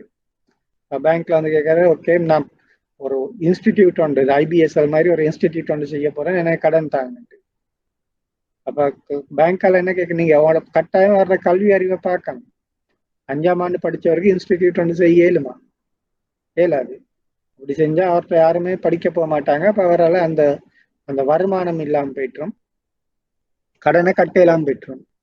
அப்போ ஒவ்வொரு கடன் வாங்குறவரோட நோக்கத்தை அடிப்படையாக கொண்டு அந்த நோக்கத்தோட சம்பந்தப்பட்ட இவரோட அறிவு மட்டம் என்னது, கல்வி தேர்ச்சி என்னது, பின்னணி அனுபவம் என்னன்றத வங்கியால் கவனிக்க வேண்டும். அடுத்து கடன் வாங்குவோரின் கடன் வரலாறு. வரலாறை பார்க்கறதுக்கு கட்டாயம் இந்த கிரிப் ரிப்போர்ட் தேவை. இவர் எவ்வளவு எங்கெங்க கடன் வாங்கியிருக்கிறாரு, எவ்வளவு காலமா கடன் வாங்கியிருக்கிறாரு, எவ்வளவு கடன் கட்டி முடிச்சிருக்கிறாரு, எவ்வளவு கடனை கட்டாம விட்டு இருக்கிறாரு, அது வந்து ஹிஸ்டரி, கிரெடிட் ஹிஸ்டரி. அதுக்குத்தான் கிரிப் ரிப்போர்ட் முக்கியத்துவம் காணப்படுது. அப்படி இல்லைன்னா சம்பந்தப்பட்ட வங்கியிலே அவர் மிச்சங்காலமா கடன் வாங்கியிருப்பாரு, அதை கட்டி முடிச்சிருப்பாரு, இன்னொரு கடன் வாங்கியிருப்பாரு, அதை கட்டி இருப்பாரு, அப்படி தொடர்ந்து செஞ்சு கொண்டு வந்திருப்பாரு. பிசினஸை பொறுத்தவரையில அப்படித்தான், லோன் எடுப்பாங்க, அதை செட்டில் பண்ணுவாங்க, திரும்ப இன்னொரு லோனுக்கு போவாங்க, அதை திருப்பி கட்டுவாங்க. அப்ப அந்த கடந்த காலத்துல அவரோட கொடுக்கல் வாங்கல் எப்படி இருக்கு, எல்லாம் டைமுக்கு கட்டி இருக்கிறாரா? சில ஆட்கள் இருக்கிறாங்க, எனக்கு தெரியும், செயற்பட கடன் என்று சொன்ன 3 மாதம் தொடர்ந்து கடன் கட்டாம இருந்தா செயற்பட கடன், அப்பதான் கிரிப்ல அது ரிப்போர்ட் ஆகும். அது சில ஆட்கள் என்ன சொல்றேன்னு சொன்னா 2 மாசம் எரியஸ் வச்சுக்கொள்வாங்க, 2 மாசம் கட்ட மாட்டாங்க, 3ஆவது மாசம் கட்டுவாங்க. அப்ப எப்பவுமே 2 மாசம் எரியஸா தான் இருக்கும். பட் அப்ப அந்த ஹிஸ்டரி, அப்ப அந்த கொடுக்கல் வாங்கல் வரலாறு நான் கட்டாயம் பார்க்கணும். இவருக்கு NPL கிரிப்ல அவர் நல்லா இருக்கலாம், கிரிப்ல எல்லா லோனும் கட்டின மாதிரி இருக்கலாம், ஆனா உண்மையிலே பேங்க்ட அந்த ஸ்டேட்மெண்ட் எடுத்து பார்த்தா ஒவ்வொரு முறையும் 2 எரியர்ஸ் வச்சு கொண்டே வருவாரு. 3ஆக விட மாட்டார். 3ஆன அவரே தெரியும் கிரிப்புக்கு பேர் போயிட்டு இருந்து, அப்ப 3ஆக விட மாட்டாரு, எப்பவுமே 2 வச்சுட்டு வருவாரு. இடையில கட்டுவாரு, திரும்ப 2 வைப்பாரு, இன்னொருக்கா கட்டுவாரு, அப்படி. அப்ப எனக்கு அது ஒரு இண்டிகேஷன், ஒரு வங்கியை பொறுத்தவரையில அது ஒரு ஒரு ஒரு இண்டிகேஷன், இவரோட ஹிஸ்டரி வந்து அவ்வளவே நல்லம் இல்லை, இருந்தாலும் திடீர்னு கட்டாம விட்டுறலாம், கடனை கட்டாம விட்டுறலாம். அப்ப அந்த வரலாறு வந்து ஒரு கடன் வழங்குறவரோட தகுதியை தீர்மானிக்கிறதுல முக்கியத்துவம். அதே போல நன்மதிப்பு மற்றும் கடந்த கால அறிக்கை, இது எல்லாம் கிட்டத்தட்ட ஒன்றுதான். சிலருக்கு வந்து நன்மதிப்பு அடிப்படையால கொண்டு கடன் கொடுக்கப்படும். அவர் சொசைட்டில ஒரு நல்லவரா இருந்தா, அவரை பத்தி ஒரு நல்ல இமேஜ் ஒன்று இருக்குன்னு சொன்னா அவருக்கு வந்து எதுவும் கேட்க மாட்டாங்க, சும்மா கொடுத்துட்டுருவாங்க. சரியா, கொடுக்கலாம். அடுத்தது வந்து சாத்தியமான கடன் வாங்குபவரின் தகுதியை சுருக்கமாக குறிப்பிடும். இதெல்லாம் அவருடைய கல்வி, அறிவு, அனுபவம், அவருடைய கடந்த கால வரலாறு, அவருடைய நன்மதிப்பு, இது எல்லாத்தையும் நாங்க அனாலிசிஸ் பண்ணணும்னு சொன்னா அது சுருக்கமா அந்த கடன் வாங்குபவருடைய தகுதிய குறிப்பிடும். வேறு கடன் கொடுக்க முடியுமா, முடியாது, அதை வந்து எங்களுக்கு அறிந்து கொள்ள முடியும். அதான் பண்பு. ரெண்டாவது கோட்பாடு வந்து கெப்பாசிட்டி, திறன். அதாவது கடன் கொடுத்த அந்த அவரை கடனை வாங்கினவரால் அதை திருப்பி செலுத்துறதுக்கு முடியுமா, கடனை திருப்பி செலுத்துவதற்கான திறன். அவரால் கடன் திருப்பி செலுத்த இயலான்னா எங்களால கடன் கொடுக்க கூடாது, வாங்கி கடன் கொடுக்க கூடாது. அப்ப இதுல முக்கியத்துவம் வாய்ந்தது என்னன்னு சொன்னா கடனுக்கும் வருமானத்துக்கும் இடையிலான வீதாசாரம், டெட் டு இன்கம் ரேஷியோ. இவர் 10 லட்சம் கடன் கேட்கிறாரு, ஒரு இன்ஸ்டால்மெண்ட் 25,000 ரூபாய் வருது, ஆனா இவரோட வருமானம் 20,000 ரூபாய். அவருக்கு கடனுக்கு அவருக்கு திறன் இருக்குதா, அவருக்கு இந்த லோனை திருப்பி செலுத்தக்கூடிய கெப்பாசிட்டி இருக்குதா, இல்ல. ஏன், ஒரு மாதத்துக்கு அவர் கடனுக்கு 25,000 ரூபாய் இன்ஸ்டால்மெண்ட் கட்டணும், ஆனா அவரோட வருமானமே 20,000 ரூபாய் தான். அவங்களுக்கு கிளியரா தெரியும் இவருக்கு வந்து இந்த கடனை திருப்பி செலுத்தக்கூடிய கெப்பாசிட்டி, திறன் இல்லைன்றது. இன்னொரு உதாரணம், கடன் எடுக்கிறாரு, இன்ஸ்டால்மெண்ட் மாதாந்த கட்டணம் ஒரு 25,000 ரூபாய், இவருடைய வருமானம் 30,000 ரூபாய். அவருக்கு அந்த கடனை திருப்பி செலுத்தக்கூடிய திறன் இருக்குதா?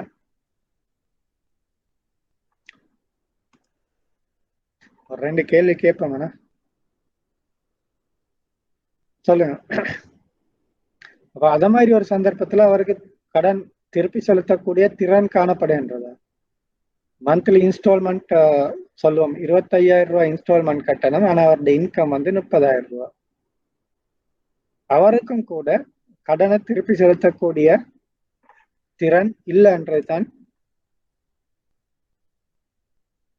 இல்லைன்னு சொல்லணும். ஏன், 25,000 ரூபாய் கடனை கொடுத்துட்டா மீதி 5,000 ரூபாவில் அவருடைய அன்றாட நடவடிக்கை கொடுக்க, அந்த சாப்பிடணும், இன்னும் எவ்வளவு செலவுகள் இருக்கு, அதெல்லாம் செய்ய இயலாது.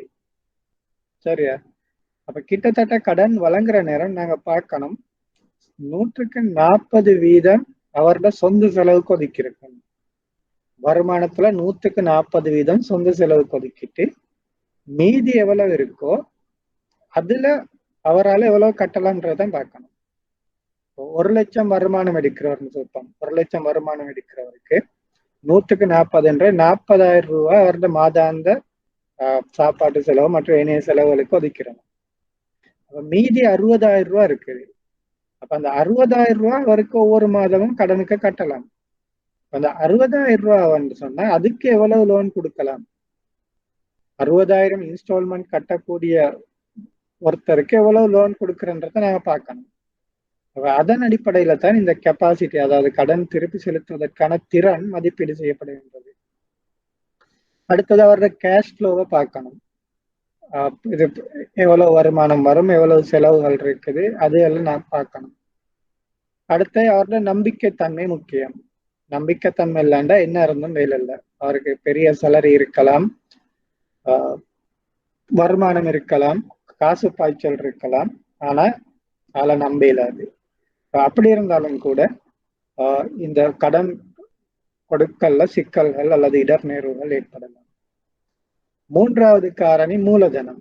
இது பொதுவா வியாபார கடனோடு சம்பந்தப்பட்டது. அப்ப அந்த வியாபாரத்தின் நெட்வொர்க், நிகர மதிப்பு என்னன்றதை நாங்க கவனிக்கணும். நெட்வொர்க் நெகட்டிவா இருந்தா அவரை கடன் கொடுக்க இயலுமா? இயலாது. நெட்வொர்க்ன்றது ஒரு வியாபாரத்தின் சொத்துக்களுக்கும் பொறுப்புக்கும் இடையிலான வித்தியாசம். அதாவது கிட்டத்தட்ட ஈக்விட்டிக்கு சமனா இருக்கும். சொத்துக்களுக்கும் பொறுப்புகளுக்கும் இடையிலான வித்தியாசம் வந்து அந்த நிறுவனத்தின் ஈக்விட்டி, அதுதான் நிகர மதிப்பு அல்ல நெட்வொர்க் என்று சொல்றது. அந்த நெட்வொர்க் வந்து நெகட்டிவா இருக்கையில இருந்தா கடன் கொடுத்தா கட்டாயம் கிடைக்காது. அதை நாங்கள் கட்டாயம் மதிப்பிடணும். மூலதனம், கடன் வசதிக்கு கடன் வாங்குபவரின் பங்களிப்பு என்னன்னு பார்க்கணும். உதாரணத்துக்கு சொல்லுவோம், ஒரு ஒரு ஒரு பிசினஸ் ஒன்று தொடங்குறதுக்கு 10 லட்சம் ரூபாய் கடன் தேவை. இவர் 10 லட்சத்தையுமே பேங்க்ல கேட்கிறாரா, இல்ல அவர் எவ்வளவு போடுறாரு? 80 லட்சம் பேங்கால கடன் எடுக்கிறாரு, 20 லட்சம் அவர் சல்லி போடுறாரு. அது ஒரு முக்கியம். ஒரு நாளும் வங்கிகள் அந்த தேவைக்குரிய முழு தொகையும் கடனா கொடுக்காது. வீடு வாங்குறண்டாலும் அதுக்கு ஒரு சட்டப்படி மத்திய வங்கியால அறிமுகப்படுத்தப்பட்ட லோன் டு வேல்யூ ரேஷியோ ஒன்று இருக்குது. வாகனம் என்றாலும் அப்படித்தான். வாகனம் என்றாலும் 100க்கு 80 அப்படித்தான் எடுக்கலாம். வீடு என்று சொன்னா 100க்கு 75, அடகு பணம் சொன்னா 100க்கு 75, 80. அப்படி ஒவ்வொன்றுக்கும் ஒவ்வொரு வேல்யூ ஒன்று இருக்கு, லோன் டு வேல்யூ ரேஷியோன்றது. இத காரணம் என்னன்னு சொன்ன, கடன் வாங்குபவரும் அந்த அந்த சம்பந்தப்பட்ட அந்த செயற்பாட்டுக்கு ஒரு பங்களிப்பை வழங்கணும்.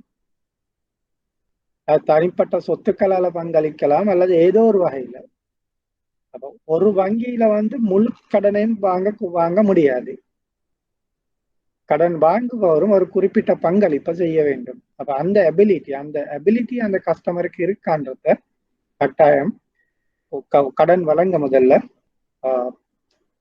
அதை கணக்கிட்டு பார்க்கணும்.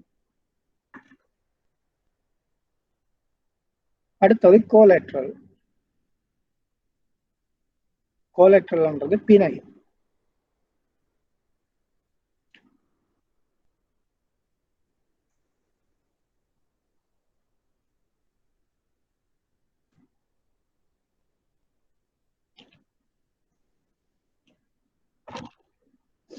கிரெடிட் இவாலுவேஷன் அல்லது கிரெடிட் அசஸ்மெண்ட்ல இந்த கோலேட்ரல் என்று சொல்லப்படக்கூடியது மிக முக்கியமான ஒன்று. பிணையங்கள் உங்களுக்கு தெரியும், பொதுவா வங்கிகள் கடன் வழங்கும் போது ஏதாவது பிணைகளை கேட்கும். வீட்டு கடன் என்று சொன்னா வீட்டு பத்திரம், டீட், உரிமை பத்திரத்தை பிணையா வைக்கணும். வாகன கடன் என்று சொன்னா வாகனத்துல அந்த ரெஜிஸ்ட்ரேஷன் பதிவு, வாகனத்துல பதிவை பிணையா வைக்கணும். ஒரு அடகு கடன் என்று சொன்னா தங்க நகைகளை பிணையா வைக்கணும். பர்சனல் லோன் என்று சொன்னா ஒரு 2 கரண்டர்ஸ், பிணையாளிகள் 2 பேருக்கு பிணையா வைக்கணும். அப்படி பிணைகள், பல்வேறுபட்ட பிணைகளை பேங்க்கள் கேட்கும். அது கொடுக்க முடியும்னு சொன்னா அவருக்கு பயம் இல்லாம கடன் வாங்கலாம், இந்த கடன் கொடுக்கலாம். சரியா? அதே நேரம் பிணைகள் இருக்கும் போது அது வங்கிக்கு உத்தரவாதமாக இருக்கும். ஏன், இந்த வாடிக்கையாளர் கடனை கட்டாம விட்ட அந்த பிணையங்களை விற்று அந்த கடனை வங்கிக்கு திருப்பி வரவிட்டுக் கொள்ள முடியும். அப்ப பிணையங்களுக்கு எதிராக கடன் வழங்கும் போது வங்கிகளுக்கு ஒரு பாதுகாப்பு வழங்கப்படுகின்றது. கடன் வாங்குறவர் கடன் கட்டாமட்டாலும் இந்த பிணையங்களை விற்று அதன் மூலம் அந்த கடனை மீள பெற்றுக் கொள்ள முடியும். ஒரு வாடிக்கையாளரால பிணையங்களை கொடுக்கறதுக்கு முடியுமா இருந்தா அந்த வாடிக்கையாளர் கடன் வழங்குறதுக்கு பொருத்தமானது. ஒருத்தர் சொல்றாரு, எனக்கு 10 லட்சம் கடன் தாங்க, ஆனா எனக்கிட்ட எந்த செக்யூரிட்டியும் இல்லை, எந்த பிணையமும் இல்லை, சும்மாதான் வராது. அவரை நம்பி கடன் கொடுக்கிற கொஞ்சம் ரிஸ்க். சரியா? இப்ப பிணையங்கள் வழங்க முடியுமா இருந்தா அவருடைய அந்த கிரெடிட் ஸ்கோரிங் அதிகமா காணப்படும். அடுத்தது கண்டிஷன், நிபந்தனைகள். தெரியும், லோன் எடுக்க போனா நாங்க பெரிய அக்ரிமெண்ட் சைன் பண்றோம். 2 பேஜ் 3 பேஜுக்கு ஒரு அப்ளிகேஷன் ஃபார்ம் சைன் பண்றோம். அதுல எவ்வளவோ கண்டிஷன் போட்டிருப்பாங்க. முக்கியமான கண்டிஷன் என்று சொன்னா கட்டாயம் கடன் வட்டி வீதம் என்னென்று குறிப்பிடப்பட்டிருக்கணும், எவ்வளவு கடன் வழங்கப்படுகின்றது என்று குறிப்பிடப்பட்டிருக்கணும், கடன் வாங்குவோரின் கட்டுப்பாட்டுக்கு வெளியே இருக்கும் நிபந்தனைகள் குறிப்பிடப்பட்டிருக்கணும். அது ஒரு பிசினஸ் லோன் என்று சொன்னா சில பொருளாதார நிலைகள் சம்பந்தமான நிபந்தனைகள், தொழிலின் போக்குகள், சந்தை நிலைமை மற்றும் போட்டி போன்றவை தொடர்பாக பல நிபந்தனைகளை வங்கிகள் விதிக்கும்.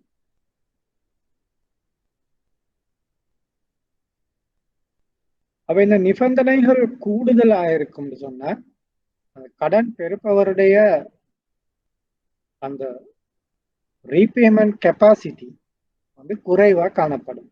அதனாலதான் அதிகமா நிபந்தனைகள் போடப்படுகின்றது.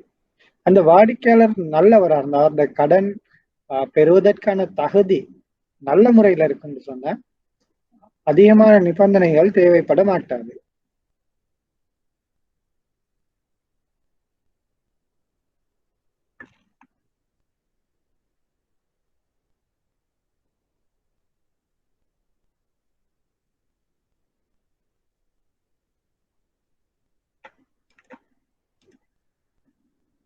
ஏதாவது டவுட் இருக்கா இவ்வளவு நேரம் படிச்சதுல?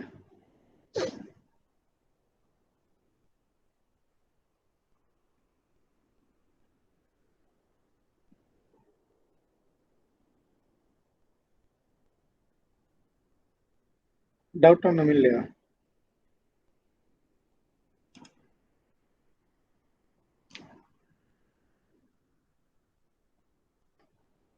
சரி, அப்படி இருந்தா அடுத்ததுக்கு போவோம். கடன் பெறுபவரோட கடன் பெறுபவரின் தகுதியை தீர்மானிக்கிறதுக்கு பயன்படுத்தக்கூடிய இரண்டாவது முறை தான் கடன் தரமிடல், கிரெடிட் ரேட்டிங். இந்த கிரெடிட் ரேட்டிங்ன்றது ரெண்டு வகையில மேற்கொள்ளப்படும். ஒன்று எக்ஸ்டர்னல் கிரெடிட் ரேட்டிங், அதாவது வெளிவாரியான கடன் தரமிடல். அது வங்கிக்கு வெளியில உங்களுக்கு தெரியும், இலங்கை தரமிடல் கம்பெனிகள் இருக்கின்ற ரேட்டிங் ஏஜென்சிஸ் இருக்காங்க. அப்ப அந்த ரேட்டிங் ஏஜென்சிஸ் ஒரு கஸ்டமர், பொதுவா இது வந்து இண்டிவிஜுவல் லோன்ஸுக்கு பொருந்தாது, தனியார் கடன்களுக்கு பொருந்தாது. இதுக்கு மிக பொருத்தமானது வியாபார கடன்களுக்கு. அப்போ ஒவ்வொரு வியாபாரத்தையும் அல்லது ஒவ்வொரு கம்பெனியையும் இந்த ரேட்டிங் ஏஜென்சிஸ் மதிப்பீடு செஞ்சு அதுக்கு ஒரு ரேட்டிங் கொடுப்பாங்க.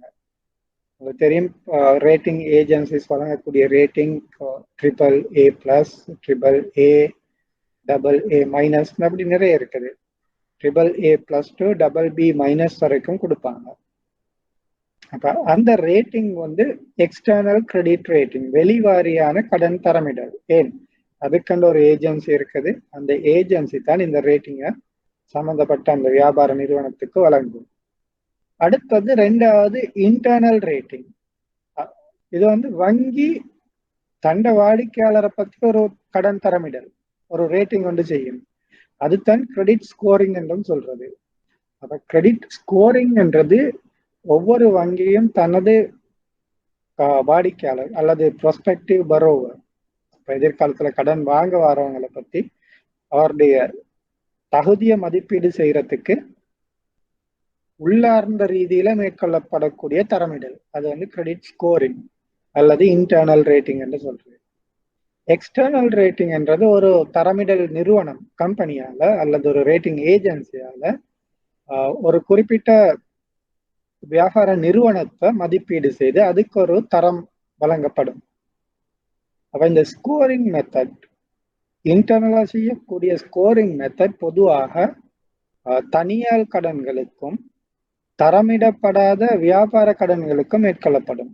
அன்ரேட்டட் பிசினஸ், எல்லா நிறுவனமுமே ரேட்டிங் இருக்காது. எல்லா நிறுவனத்துக்கும் ரேட்டிங் இருக்காது. உதாரணத்துக்கு தெரியும், எனக்கு வீட்டுக்கு பக்கத்துல உள்ள ஒரு சின்ன ஹோட்டல் உண்டு, சாப்பாட்டு கடை. அந்த கடைக்கு ரேட்டிங் இருக்காது. எல்லாம் ஒரு சில்லறை கடை, ஒரு பெட்டி கடை, அதுக்கும் ரேட்டிங் இருக்காது.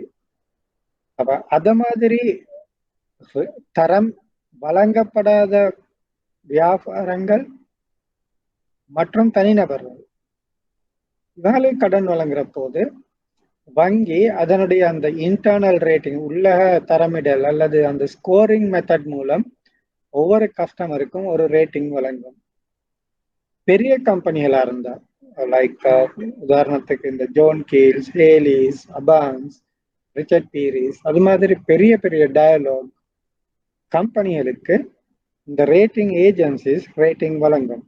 அதுக்கு நான் சொல்றது எக்ஸ்டர்னல் கிரெடிட் ரேட்டிங், வெளிவாரியான கடன் தரமிடல். கடன் மதிப்பீடு அல்லது கடன் தரமிடல் என்பது வருங்காலத்தில் கடன் அபாயத்தை மதிப்பீடு செய்யும். அந்த ரேட்டிங் மூலம் எங்களுக்கு எதை விளங்கிக் கொள்ளலாம்னா, இந்த நிறுவனத்துக்கு கடன் வழங்கினா எதிர்காலத்துல அபாயகரமானதா இல்லையா, திரும்ப இவர் கட்டுவாரா இல்லையா. உதாரணத்துக்கு AAA company, AAA rated company, அந்த கம்பெனி கடன் வழங்குற நேரம் எங்களுக்கு தெரியும். அதோட நோக்கம் என்னன்னு சொன்னா AAA ஒரு நல்ல ஒரு ரேட்டிங். அவரு எந்த காரணத்தை கொண்டும் கடனை திருப்பி கொடுக்காம விட மாட்டாரு. அப்ப அவருக்கு நாங்க பயம் இல்லாம கடன் கொடுக்கலாம். அதே நேரம் BB- ரேட்டிங், அவரை கடன் கொடுக்கிற நேரம் ஒரு சின்ன சிக்கல் இருக்கு, சின்ன ஒரு அபாயம் இருக்குது. எதிர்காலத்துல ஒரு கடனை திருப்ப செலுத்தாம இருக்கிறதுக்கான சான்சஸ் கூட. அவர் கடனை கட்டாம விட்டுறலாம் எதிர்காலத்துல. இந்த ரேட்டிங் எங்களுக்கு என்னது சொல்லுதுன்னா, இவருடைய எதிர்காலத்துல இவருக்கான கடன் அபாயம் அதிகமா அல்லது குறைவான்றதான் சொல்லுது. அப்போ ஒரு நல்ல ஒரு தரமிடல், லைக் AAA அது மாதிரியான ஒரு ரேட்டிங் ஒன்று இருந்துச்சுன்னு சொன்னா அதுல விளக்கம் எதிர்காலத்துல இவருக்கான கடன் அபாயம் குறைவு. அதே நேரம் BB- மாதிரி அல்லது B- மாதிரி ஒரு ரேட்டிங் சொன்னா அதோட விளக்கம் என்னன்னு கேட்டா, இவர் எதிர்காலத்துல இவருடைய கடன் அபாயம் அதிகம். அப்ப இதுவும் கடனாளியின் அதை திருப்பி செலுத்துறதுக்கான திறனை தான் கணிக்குது. ஏற்கனவே 5Cலையும் நாங்க அதே தான் செஞ்சோம். 5C என்றது ஒரு பேசிக் திங். ஆனா இது ஒரு மேத்தமெட்டிக்கல் ஒரு ஸ்டாட்டிஸ்டிக்கல் மெத்தட் உண்டு. சரியா? இந்த ரேட்டிங் கஸ்டமருக்கு ரேட்டிங் இருக்கு, அதே அப்புறம் அதை வெயிட் பண்ணுவாங்க. அப்புறம் வெயிட்டட் ரேட்டிங் என்னன்னு ஒரு ஃபார்முலாக்குள்ளால இந்த ஃபைனல் ரேட்டிங், கடைசியான ரேட்டிங் கணக்கிடப்படும். அது ஒரு ஸ்டாட்டிஸ்டிக்கல் மெத்தட். 5C என்றது ஒரு பேசிக் சிம்பிள் மெத்தட். இதுல இந்த ரேட்டிங் கூட நோக்கம் என்னன்னு கேட்டா, கடன் கேட்கிறவர் அது திருப்பி கொடுக்கறதுக்கான அவருடைய திறன் என்ன, ரீபேமெண்ட் கெப்பாசிட்டி அல்லது கிரெடிட் வேர்தினஸ் என்று சொல்றாங்க. சரியான இங்கிலீஷ் வேர்ட் கிரெடிட் வேர்தினஸ் என்னன்றதை கணிப்பிடுறதுதான் நோக்கம். ஏற்கனவே சொன்ன மாதிரி சுயாதீன கடன் மதிப்பீட்டு முகவர்கள் காணப்படுறாங்க, rating agencies, independent rating agencies. அவங்க கம்பெனியோட மதிப்பு, கடன் மதிப்பை அல்லது கிரெடிட் ரேட்டிங் என்னன்றத நிர்ணயிச்சு கொடுப்பாங்க. அப்ப உதாரணத்துக்கு ஃபிட்ச் இருக்குது, மூடிஸ், ஸ்டாண்டர்ட் அண்ட் புவர்ஸ், அப்படி நிறைய ரேட்டிங் ஏஜென்சி இருக்குது. சில ரேட்டிங் ஏஜென்சிகள் உள்நாட்டு ரேட்டிங் ஏஜென்சிகள், சில ரேட்டிங் ஏஜென்சி சர்வதேச ரேட்டிங் ஏஜென்சியா காணப்படுது. ஃபிட்ச், மூடிஸ், S&P என்றது சர்வதேச ரீதியில காணப்படும். அப்ப அவங்களோட பிரான்ச்சஸ் ஒவ்வொரு நாட்டிலையும் காணப்படும். ஃபிட்ச் ஸ்ரீலங்கா என்ற இலங்கையில காணப்படக்கூடிய ஃபிட்ச் நிறுவனத்தோட மூவர். அது மாதிரி இந்த ரேட்டிங் வழங்குற நேரம் இன்னொரு எக்ஸ்டர்னல் ரேட்டிங், சரியா, இந்த credit rating, external credit rating வழங்குற நேரம் இன்னொரு சிறப்பு அம்சம் இருக்குது. இந்த தரப்படுத்தல் ஒரு நிறுவனத்தை அடிப்படையாக கொண்டு வழங்கப்படலாம். உதாரணத்துக்கு ஜான் கீல்ஸ் ரேட்டிங் AAA. உதாரணம் மட்டும்தான், எனக்கு சரியா ஜான் கீல்ஸ் இப்போதைக்கு என்ன ரேட்டிங் தெரியாது, ஆனா உதாரணத்துக்கு சொல்லுவோம். Okay, John Keells AAA. அப்ப அது அந்த நிறுவனத்தை அடிப்படையாக கொண்டு வழங்கப்பட்ட ஒரு தரமிடல். இங்கிலீஷ்ல சொல்றேன்டா என்டிடி ரேட்டிங் என்று சொல்றது. என்டிடி நிறுவனத்துக்கு ரேட்டிங் செய்யப்பட்டிருக்குது, அது என்டிடி ரேட்டிங். ஒரு நிறுவனத்துல நிதி தன்மை, ஃபைனான்சியல் பொசிஷன், அதை அடிப்படையாக கொண்டு வழங்கப்பட்டிருக்கலாம். அல்லது ஒரு நிறுவனத்திட குறிப்பிட்ட நிதி பொறுப்பின் அடிப்படையில வழங்கப்பட்டிருக்கலாம். இதுக்கு நான் ஆங்கிலத்துல சொல்றது இன்ஸ்ட்ருமெண்ட் ரேட்டிங். இன்ஸ்ட்ருமெண்ட், ஒரு நிறுவனத்துல ஏகப்பட்ட பொறுப்புகள் காணப்படுகின்றது. உதாரணத்துக்கு இந்த ரேட்டிங் கடன் மூலதனம் தொடர்புபட்டது. எனக்கு தெரியும், கடன் மூலதனம் டிபெஞ்சர்ஸ் மூலம் பெறப்படுகின்றது. டிபெஞ்சர்ஸ் என்றது என்னன்னு தெரியல, வினை பத்திரம் நினைக்கிறேன், சரியா தெரியல. கடன் மூலதனம் டிபெஞ்சர்ஸ் மூலம் தான் பெறப்படுகின்றது. கடன் பத்திரம், டிபெஞ்சர்ஸ் என்றது கடன் பத்திரம். கடன் பத்திரம் என்ற வழங்கப்படுற நேரம் அந்த கடன் பத்திரத்துக்கு ஒரு ரேட்டிங் எடுக்கணும்.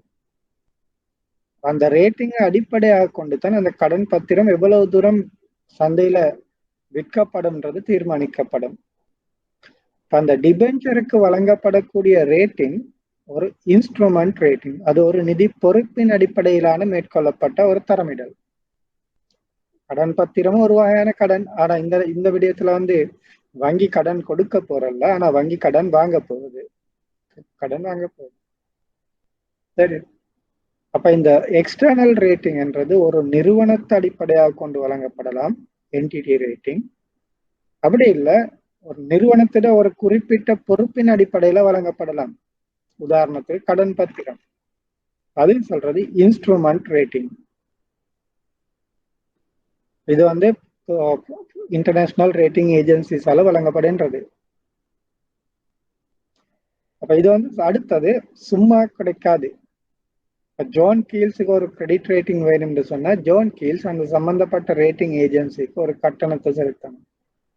அப்புறம் இந்த ரேட்டிங் ஏஜென்சி யாருக்கும் இலவசமாக இந்த கடன் தரமிடல் செயற்பாட்டை மேற்கொள்ளாது.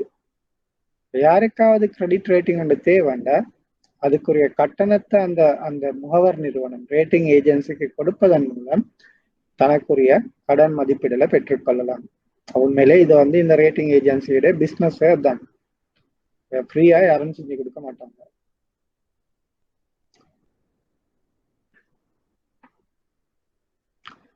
இது எக்ஸ்டர்னல் கிரெடிட் ரேட்டிங். இன்னொரு சுயாதீனமான ஒரு வெளிவாரியான ஒரு நிறுவனம் இன்னொரு நிறுவனத்துடைய கடன் மதிப்பீட்டை மேற்கொள்றதுக்காக வழங்கக்கூடிய ஒரு தரமிடல். இது நிறுவனத்துக்கு வழங்கப்பட்டிருக்கலாம் அல்லது நிறுவனத்தின் ஒரு பொறுப்புக்கு வழங்கப்பட்டிருக்கலாம். அடுத்தது இன்டர்னல் ரேட்டிங் அல்லது கிரெடிட் ஸ்கோரிங்.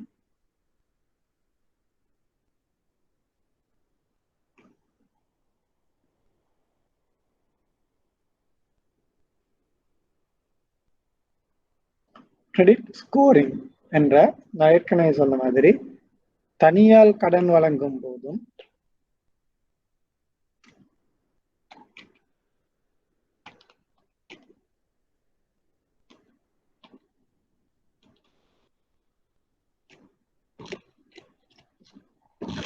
தனியாட்களுக்கான கடன் வழங்கும் போதும் அல்லது அந்த தரமிடப்படாத நிறுவனங்கள் சில சின்ன சின்ன நிறுவனங்களுக்காக கடன் வழங்கும் போதும் ஒவ்வொரு வங்கியும் உள்ளக ரீதியாக அந்த கடன் பெறுநரின் தகுதியை அறிந்து கொள்றதுக்கு மேற்கொள்ளக்கூடிய ஒரு மதிப்பீடு தான் இந்த கடன் மதிப்பெண் அட்டை அல்லது கிரெடிட் ஸ்கோரிங் மெத்தட் என்று சொல்றது. Credit scoring card, credit score கார்டுன்னு சொல்லுவாங்க. இது ஒரு ஸ்டாட்டிஸ்டிக்கல் மாடல், ஒரு கணித மாதிரி. இதர நோக்கமும் கடன் இடர்நேர்வை கணிப்பிடுதல். இவரை கடன் கொடுக்கலாமா, இவரது தகுதி என்னது, கொடுக்கப்பட்ட கடன் திரும்பி வரப்படுமா, இவரை கடன் கொடுக்கறதுல என்னென்ன இடர்பாடுகள் அல்லது என்னென்ன அபாயங்கள் காணப்படுகின்றன, அதை அறிந்து கொள்றது தான் இதர நோக்கம். 5Cயும் அதே தான் செய்யும். எக்ஸ்டர்னல் ரேட்டிங் நோக்கமும் அதேதான், கிரெடிட் ஸ்கோரிங் நோக்கமும் அதேதான். ஆனா இது மேற்கொள்ளப்படக்கூடிய நோக்கங்கள், மேற்கொள்ளப்படக்கூடிய நிறுவனங்கள் வித்தியாசப்படுகின்றன. அவ்வளவுதான். இதுல கடன் இடர்நேர்வு, கடனின் விதிமுறை, டேர்ம்ஸ் அண்ட் கண்டிஷன், வட்டி வீதம் என்பவற்றை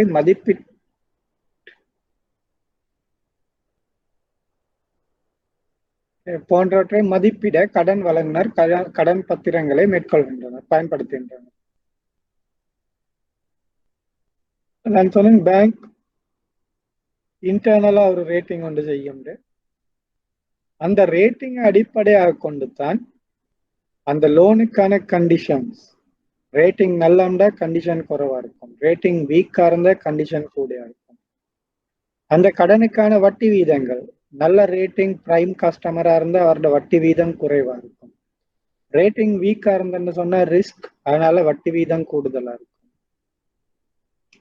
அதுக்கப்புறம் தேவையான கோலட்ரல், பிணையங்கள், ரேட்டிங் நல்ல மருந்தா பிணையங்கள் தேவைப்பாடு குறைவா இருக்கும்.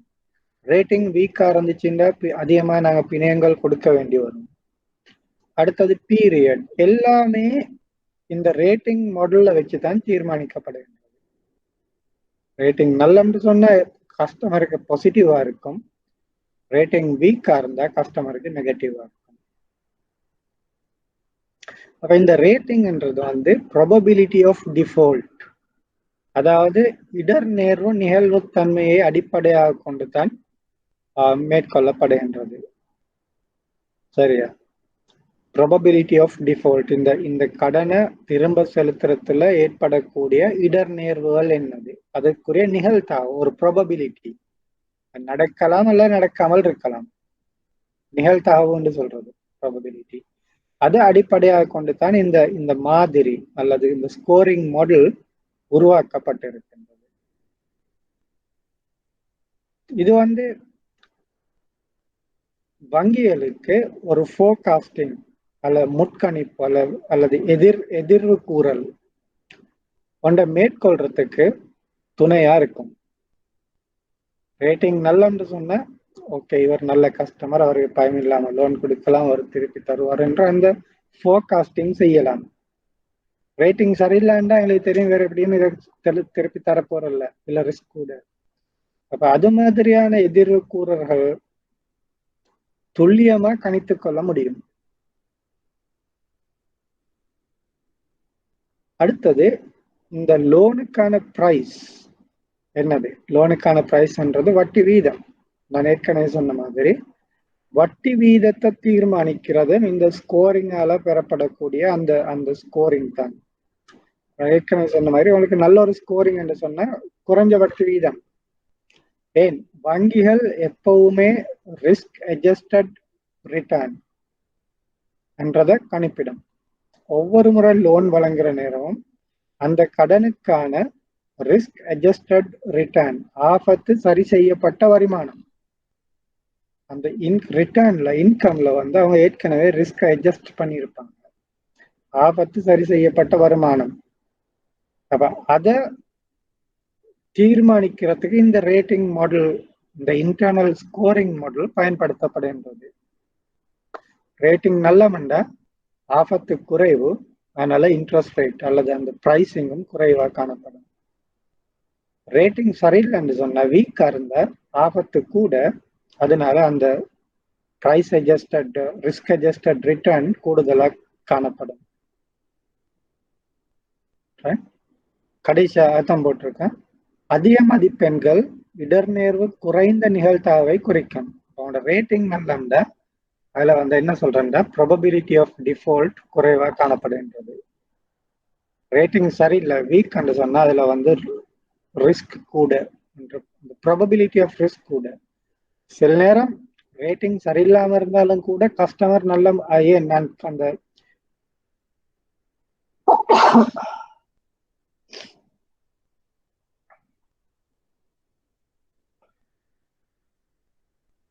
5Cல நான் கடைசியா சொன்ன நம்பிக்கைத்தன்மை.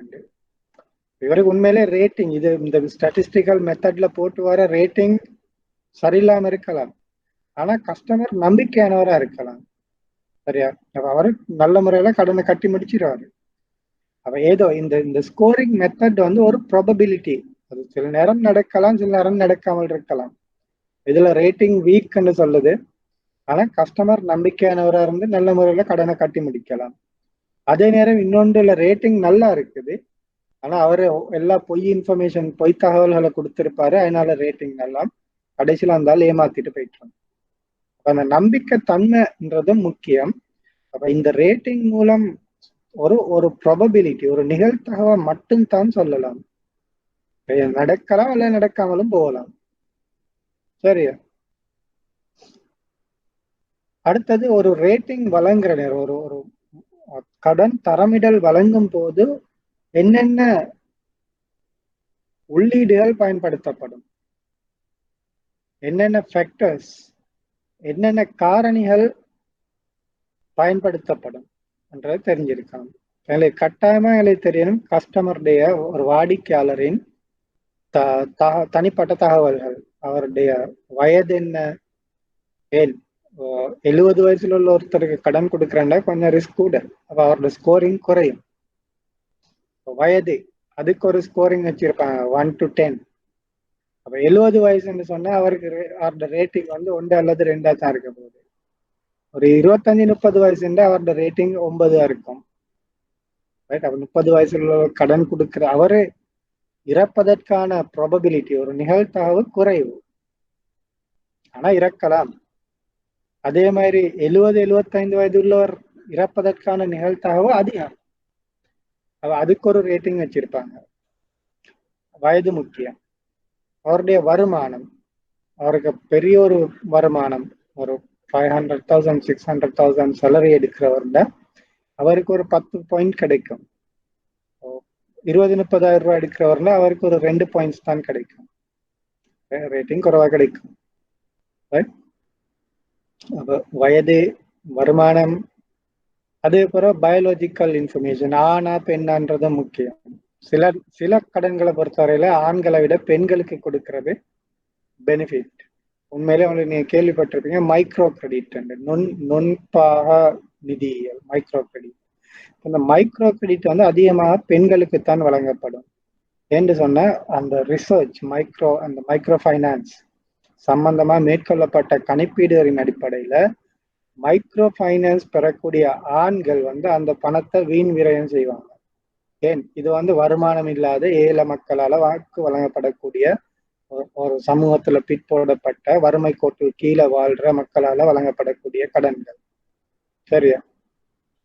அப்ப அதுல ஆண்களுக்கு கொடுத்தனக்கு அவங்க என்ன செய்யறேன்னு சொன்னா அதை கொண்டு போயிட்டு சாராயத்தை குடிக்கிறது அல்லது வேற வேற செலவுகளை செய்யறது, அப்படி சிகரெட்டை குடிக்கிறது, கிடைக்கிற சல்லியை சும்மா செலவழிச்சிருவாங்க.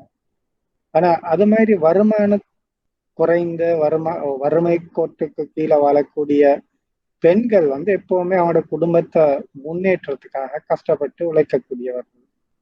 அப்ப உண்மையிலே மைக்ரோ கிரெடிட்டை பொறுத்தவரையில அது அதிகமா இப்ப பெண்களுக்கு அடிப்படையாக கொண்ட மைக்ரோ ஃபைனான்ஸ் தான் வழங்கப்படுகின்றது. அப்ப சில கடன்களை பொறுத்தவரையில அந்த ஜெண்டர், அதாவது என்ன சொல்றது, ஜெண்டரும் முக்கியம். ஆனா பெண்ணான்றது முக்கியம். கிரெடிட் கார்டை பொறுத்தவரையில பெண்களுக்கு கொடுக்கறது சரியில்லை. எந்த நாளும் ஷாப்பிங் கண்டதெல்லாம் வாங்கிடுவாங்க. இப்ப கிரெடிட் கார்டு வந்து ஆண்கள் கட்டுப்பாடா பயன்படுத்துவாங்க பெண்களை விட ஒப்பீட்டு அடிப்படையில. அதே நேரம் மைக்ரோ ஃபைனான்ஸ் வர நேரம் பெண்களை விட ஆண்கள் நல்ல முறையில அதை பயன்படுத்துறாங்க. அப்ப ஜெண்டரும் முக்கியம். அந்த ஸ்கோரிங் மெத்தட்ல ஜெண்டரும் ஒரு காரணமாக சொல்லப்பட்டிருக்கும். வயது, சம்பளம், அடுத்து என்ன ஜெண்டர்ன்றது. அது மாதிரியான பயாலஜிக்கல் இன்ஃபர்மேஷன் இருக்கும், அல்லது டெமோகிராபிக் இன்ஃபர்மேஷன் இருக்கும். குடும்பத்துல எத்தனை பிள்ளைகள் இருக்கு, ஒரு 2 பிள்ளைகள்னு சொன்னா அவருக்குரிய செலவுகள் குறைவா இருக்கும். 4-5 பிள்ளைகள்னு சொன்னா செலவுகள் கூடுதலா இருக்கும். செலவு கூட்டுற நேரம் அவருக்கு அந்த கடனை கட்டுறதுக்கான நிகழ்தகவு ப்ராபபிலிட்டி குறைவா இருக்கலாம். அடுத்தது வந்து அவர் இப்போ வேலை செய்யற இடம், அவருடைய ஏனைய வருமானம். சில நேரம் ஒரு ஜொப்பை செய்வாங்க, ஆனா அவங்களுக்கு இன்னும் பார்ட் டைம் ஜொப் இருக்கும். அது மாதிரி ஏனைய வருமானங்கள் இருக்கும். அப்ப அதுகள் இருக்குதா? அது மாதிரியான டெமோகிராபிக் ஃபேக்டர்ஸ் வந்து இப்போ இந்த கிரெடிட் ஸ்கோரிங் மெத்தட்ல காணப்படும். அடுத்தது அவருடைய ஹிஸ்டரி, லெண்டிங் லோன் ஹிஸ்டரி, அதாவது பரோவிங் ஹிஸ்டரி. ஏற்கனவே கடன் எடுத்திருக்கிறாரா, டிஃபால்ட் பண்ணிருக்கிறாரா, கிரிப்ல அவருடைய இது எப்படி இருக்குது, எவ்வளவு கடன் வாங்கியிருக்கிறார். சிலாக்கள் வந்து இப்போ 5 கிரெடிட் கார்டு வச்சிருப்பாங்க, திரும்ப 6வது ஒரு கிரெடிட் கார்டுக்கும் அப்ளை பண்ணுவாங்க. அப்ப அந்த பேங்க் அவருக்கு மற்றதெல்லாம் நல்லா இருக்கும், ஓகே, இன்கம் இருக்கும், நல்லா இருக்கும், எல்லாம் இருக்கும். 6 கிரெடிட் கார்டு வச்சிருக்கிறவருக்கு 7வது கிரெடிட் கார்டு கொடுக்கும்னு சொன்னா அந்த பேங்க் உண்மையிலே முட்டாளான பேங்க். அதை வந்து மற்றதெல்லாம் நல்லா இருந்தாலும் இந்த அடிப்படையில அவரோட அந்த அப்ளிகேஷனை ரிஜெக்ட் பண்ணிடுவாங்க. சரியா? அப்ப அதுகள் முக்கியம். அவங்களோட கிரெடிட் ஹிஸ்டரி, எத்தனை கிரெடிட் கார்டு வச்சிருக்கிறாரு, ஒவ்வொரு கிரெடிட் கார்டுக்கு என்னென்ன லிமிட், எவ்வளவு ஓவர் டிராஃப்ட் வச்சிருக்கிறார், என்ன லோன் வச்சிருக்கிறாரு, எத்தனை பேங்க்ல லோன் எடுத்திருக்கிறாரு, அதுல எத்தனை லோனை கட்டாம விட்டுருக்கிறாரு, அந்த இன்ஃபர்மேஷன், அந்த கிரெடிட் இன்ஃபர்மேஷன் தேவை. அதே பிறகு கோலேட்ரல் இன்ஃபர்மேஷன். இவருக்கு என்ன கோலேட்ரல், என்ன பிணையங்கள் கொடுக்கலாம், வீட்டு பத்திரம் இருக்கா, வாகனம் இருக்குதா, அல்லது வேற மெஷினரிஸ் இருக்குதா, பிசினஸ் இருக்குதா, அது போன்ற தகவல்களும் முக்கியம். சரியா? இது போன்ற இந்த ஒவ்வொரு காரணிக்கும் ஒவ்வொரு தலையங்கத்துக்கு கீழேயும் 10-15 காரணிகள் வச்சிருப்பாங்க. இப்ப டிமோகிராபிக் ஃபேக்டர்ஸ் எடுத்தா அதுல வருமானம், வயது, குடும்ப அங்கத்தவரின் எண்ணிக்கை, வேற என்ன, பாலினம், ஆண் பெண், அது போன்ற எல்லாம் வச்சுட்டு அந்த ஒவ்வொரு ஃபேக்டருக்கும் ஒரு ரேட்டிங் கொடுப்பாங்க. அதே மாதிரி பிசினஸ் கிரெடிட் ஹிஸ்டரி, அதுல எத்தனை கடன், 5 கிரெடிட் கார்டுன்னு சொன்னா அவருக்கு 3 மார்க்ஸ் தான் கிடைக்கும். ஒரு கிரெடிட் கார்டுனா ஓகே 8 மார்க்ஸ் கொடுக்கலாம், 7 கிரெடிட் கார்டுனா 1 மார்க்ஸ். அப்ப அப்படியே ஒவ்வொரு ஃபேக்டரையுமே அவங்க ஒரு ரேட்டிங் கொடுப்பாங்க. கொடுத்து வரக்கூடிய அந்த ரேட்டிங் ஒரு வெயிட்டட் எவரேஜ் ரேட்டிங்கா மாற்றுவாங்க. அதெல்லாம் ஒரு ஒரு மேத்தமெட்டிக்கல் மாடலால தான் மேற்கொள்ளப்படும். எங்களுக்கு தெரிஞ்சிருக்க வேண்டியது என்னன்னா, இது எந்த முறையை பின்பற்றினாலும் அந்த 5Cல படிச்ச அடிப்படை விடயங்கள் இதுலையும் உள்ளடக்கப்படும். அந்த அந்த அந்த 5C மெத்தட்ல உள்ள ஃபேக்டர்ஸ் காரணிகளுக்கு மேல் அதிகமாக இது எல்லாம் இன்னும் பல்வேறுபட்ட காரணிகள் காணப்படும். அல்லது அந்த 5C மெக்டரை ஃபேக்டர்ஸை இவங்க வந்து இன்னும் மைன்யூட்டா, இன்னும் என்ன சொல்றது, இன்னும் டீப்பா அதை கண்டிருப்பாங்க. சரியா? அப்ப டிமோகிராபிக்னு சொன்ன குடும்ப அங்கத்தவரின் எண்ணிக்கை என்று அதுல ஒரு மைனூட், ஒரு சின்ன ஒரு குறுகிய தகவல். அப்ப அந்த அளவு டீட்டெயில் 5Cல அந்த தேடப்பட மாட்டாது. 5Cல பார்ப்பாங்க, ஓகே இவரோட வயசு என்னது, சரி இவரோட வருமானம் என்ன, அவ்வளவுதான் பார்ப்பாங்க. அப்ப இந்த ஸ்கோரிங் மெத்தடுக்கு வர நேரம் இன்னும் கீழே கீழே போயிட்டு இன்னும் டீப்பா அவருடைய அந்த தகவல்களை அனலைஸ் பண்ணுவாங்க. பண்ணி அதன் மூலம் ஒரு ஒரு வெயிட்டட் எவரேஜ் ஸ்கோர் எடுத்து அந்த ஸ்கோரின் அடிப்படையில தான் இவருக்கு கடன் கொடுக்கலுமான்ற அந்த முடிவு, கிரெடிட் டிசிஷன் வந்து மேற்கொள்ளப்படும். கடன் கொடுக்கலுமா இயலாதான்ற முடிவு மேற்கொள்ளப்பட்டது இந்த இன்டர்னல் ரேட்டிங் மூலம். சரியா? அடுத்தது கிரிப். கிரிப்ன்றது நான் ஏற்கனவே சொன்னேன், இது ஒரு தகவல் பணியகம். இதுல வந்து கடன் பற்றிய தகவல்கள் காணப்படும். ஒவ்வொருவரும் பெற்றுக்கொண்ட கடன்கள் இந்த இந்த நிறுவனத்தால ஒரு ஒரு கம்ப்யூட்டர் சிஸ்டம் மூலம் அது சேமித்து வைக்கப்படுகின்றது. இது வந்து 1990ஆம் ஆண்டுல இலங்கை கடன் தகவல் பணியக சட்டம் என்ற ஆக்டால இது உருவாக்கப்பட்டிருக்குது. இதை நோக்கம் என்னன்னு கேட்டா, கடன் வாங்குவார்களின் கடன் மற்றும் நிதி தகவல்களை சேகரித்தலும் வழங்கலும் ரெண்டும் செய்யும். எல்லா இன்ஃபர்மேஷன், கிரெடிட் இன்ஃபர்மேஷனையும் அது எடுத்துரும். அதே ஒரு யார் யாரு கேட்கிறாங்களோ அவங்களுக்கு அதை கொடுக்கும். பேங்க்ல அநேகமா கிரெடிட் ரிப்போர்ட் வந்து எடுப்பாங்க லோன் கொடுக்கும்போது. அது வந்து அதுக்கு சேர்த்து தகவல்களை அந்த நிறுவனங்களுக்கு வழங்கும். அதே மாதிரி இண்டிவிஜுவல், இப்போ எனக்கு வேண்டாலும் எந்த ஐடென்டி கார்டு நம்பரை கொடுத்து ஒரு கிரெடிட் ரிப்போர்ட் எடுக்கலாம், எடுத்து பார்க்கலாம். இதுல என்ன முக்கியமான விஷயம் என்னன்னு கேட்டா, வாங்கின கடன் மட்டும் இல்லை, அதுக்கு மேலதிகமான தகவலும் காணப்படும். இப்ப நீங்க யாருக்காவது கேரண்டி சைன் பண்ணிருந்தீங்கன்னா அவங்களோட பேரும் அதுக்குள்ள இருக்கும். அப்ப அவரு லோன் கட்டாம விட்டுட்டாருந்தா அவங்களோட பேருமே கிரிப்ல நான் பர்ஃபார்மிங் வந்துடும். நிறைய பேருக்கு இந்த விஷயம் தெரியும். நான் கேட்கறவங்களுக்கு எல்லாம் கேரண்டி சைன் பண்றேன். ஆபீஸ்ல வேலை செய்யறாக்கள், ஃப்ரெண்டு, அப்படி வீட்டு பக்கத்தாக்கள் லோன் ஒன்று எடுக்கணும் கேரண்டி சைன் பண்ணிக்கிட்ட வந்து கேட்கிட்ட ஏலாண்டு சொல்ல இல்லாது. அப்ப நாங்க போயிட்டு கேரண்டி சைன் பண்ணிடுறோம், அதுக்கப்புறம் நாங்க மறந்துடுவோம் எத்தனை பேருக்கு சைன் பண்ணு மறந்துடுவோம். அந்த ஆள் கடனை கட்டுறாரா இல்லையா எதுவுமே எழுதி தெரியாது. அவர் கட்டாம விட்டுட்டாருன்னா எங்கட பேரும் ட்ரிப்ல ஒரு நான் பெர்ஃபார்மிங் கஸ்டமர், செயற்பட கடன் படுமையா குறிப்பிடப்படும். திரும்பி எங்களுக்கு ஒரு அவசரத்துக்கு நாங்க போயிட்டு லோனுக்கு அப்ளை பண்ணா பேங்க்ல சொல்லுவாங்க, இல்ல உங்களோட பேர் ட்ரிப்ல இருக்குது, ட்ரிப் ரிப்போர்ட்ல உங்களோட பேர் இருக்குது. அப்பதான் யோசிப்போம், அது நான் கடன் எடுக்கவே இல்லை, எந்த பேர் எப்படி வந்துச்சு. அவருக்கு ரிப்போர்ட் ஒன்று எடுத்து பார்த்தா விளங்கும், இந்த அதுக்கு நீங்க கேரண்டி சைன் பண்ணிருக்கிறீங்க, அவரு கடனை கட்டாம விட்டுட்டாரு. அப்படி நிறைய பேருக்கு நடந்திருக்கு. எங்களுக்கே தெரியாது உண்மையிலே இப்ப எந்த பேர் கூட கிரிப்ல இருக்கா இல்லையான்னு எனக்கு தெரியாது. நாங்களும் நிறைய பேருக்கு கேரண்டி சைன் பண்றது ஒரு நம்பிக்கையில அவர் அந்த கடனை கட்டுவார்ன்ற நம்பிக்கை. நான் சைன் பண்ண பிறகு ஒரு நாளும் அவரோட பின்னால போயிட்டு ஒவ்வொரு மாசம் இந்த மாசம் நீ கடனை கட்டிட்டியான்னு கேட்க இயலாது, கேட்கறதும் இல்லை, அது செய்ய இயலாது. சில நேரம் அப்படி கடன் கட்டாம விட்டாலும் கூட அவங்களோட பேர் கிரிப்ல வரலாம், கிரிப் ரிப்போர்ட்ல இருக்கும். அப்ப ஒரு கடன் தொடர்பான எல்லா தகவல்களும் இந்த கிரிப்பால மேற்கொள்ளப்படும். கிரெடிட் கார்டும் அப்படித்தான். நீங்க கிரெடிட் கார்டை பாவிச்சுட்டு கட்டாம விட்டாலும் அதுவும் கிரிப்புக்கு போயிட்டு வரும். கடன் மட்டும் இல்லை, எல்லா விதமான நிதி தகவல்களும் அந்த கிரிப்ல காணப்படும். எதிர்காலத்துல வந்து கிரிப் எந்த அளவுக்கு அதை டெவலப் பண்ண போறாங்கன்னு சொன்னா, நீங்க கூட ஒரு லைட் பில்லோ அல்லது தண்ணி பில்லோ கட்டாம விட்டாலும் கூட, இல்லை டெலிஃபோன் பில்லோ கட்டாம விட்டாலும் கூட அதுக்கு கூட அந்த கிரிப்புக்கு போகும். இப்போதைக்கு அதுக்குரிய அந்த அடிப்படை சிஸ்டம் மாடிஃபிகேஷன் எல்லாம் செஞ்சு கொண்டிருக்கிறாங்க கிரிப்பால, சென்ட்ரல் பேங்க்கும் சேர்ந்து. அவர் எதிர்காலத்துல உங்களோட எல்லா கொடுக்கல் வாங்கலுமே ரெக்கார்ட் ஆக போகுது. லைட் பில்ல கட்டாட்டியும், தண்ணி பில்ல கட்டாட்டியும், டெலிஃபோன் பில்ல கட்டாட்டியும் கூட உங்களோட பேர் வந்து கிரிப்ல காணப்படும். அது கூட உண்மையிலே ஒருத்தருடைய கடன் இடர் நேர்வை கணிக்கக்கூடிய ஒரு தகவல். லைட் பில்ல கட்டாதவர் எப்படி கிரெடிட் கார்டை கட்டுவார்? டெலிஃபோன் பில் கட்டாதவர் கிரெடிட் கார்டு எப்படி கட்டுவார்?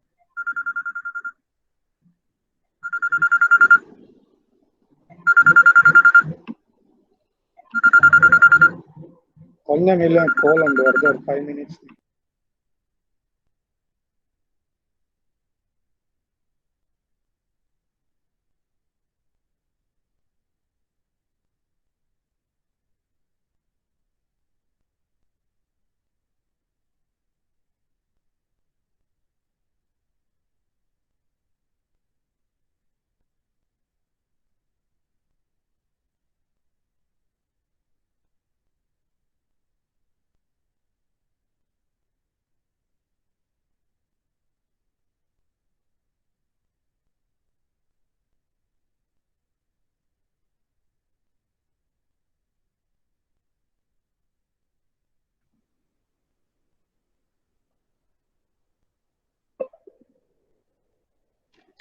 ஸோ அப்போ எதிர்காலத்துல வந்து அந்த அளவுக்கு இந்த கிரிப்ல காணப்படக்கூடிய ஃபைனான்சியல் டிரான்சாக்ஷன் அல்லது நிதி தகவல்கள் அந்த அளவுக்கு உள்வாங்கப்படும்.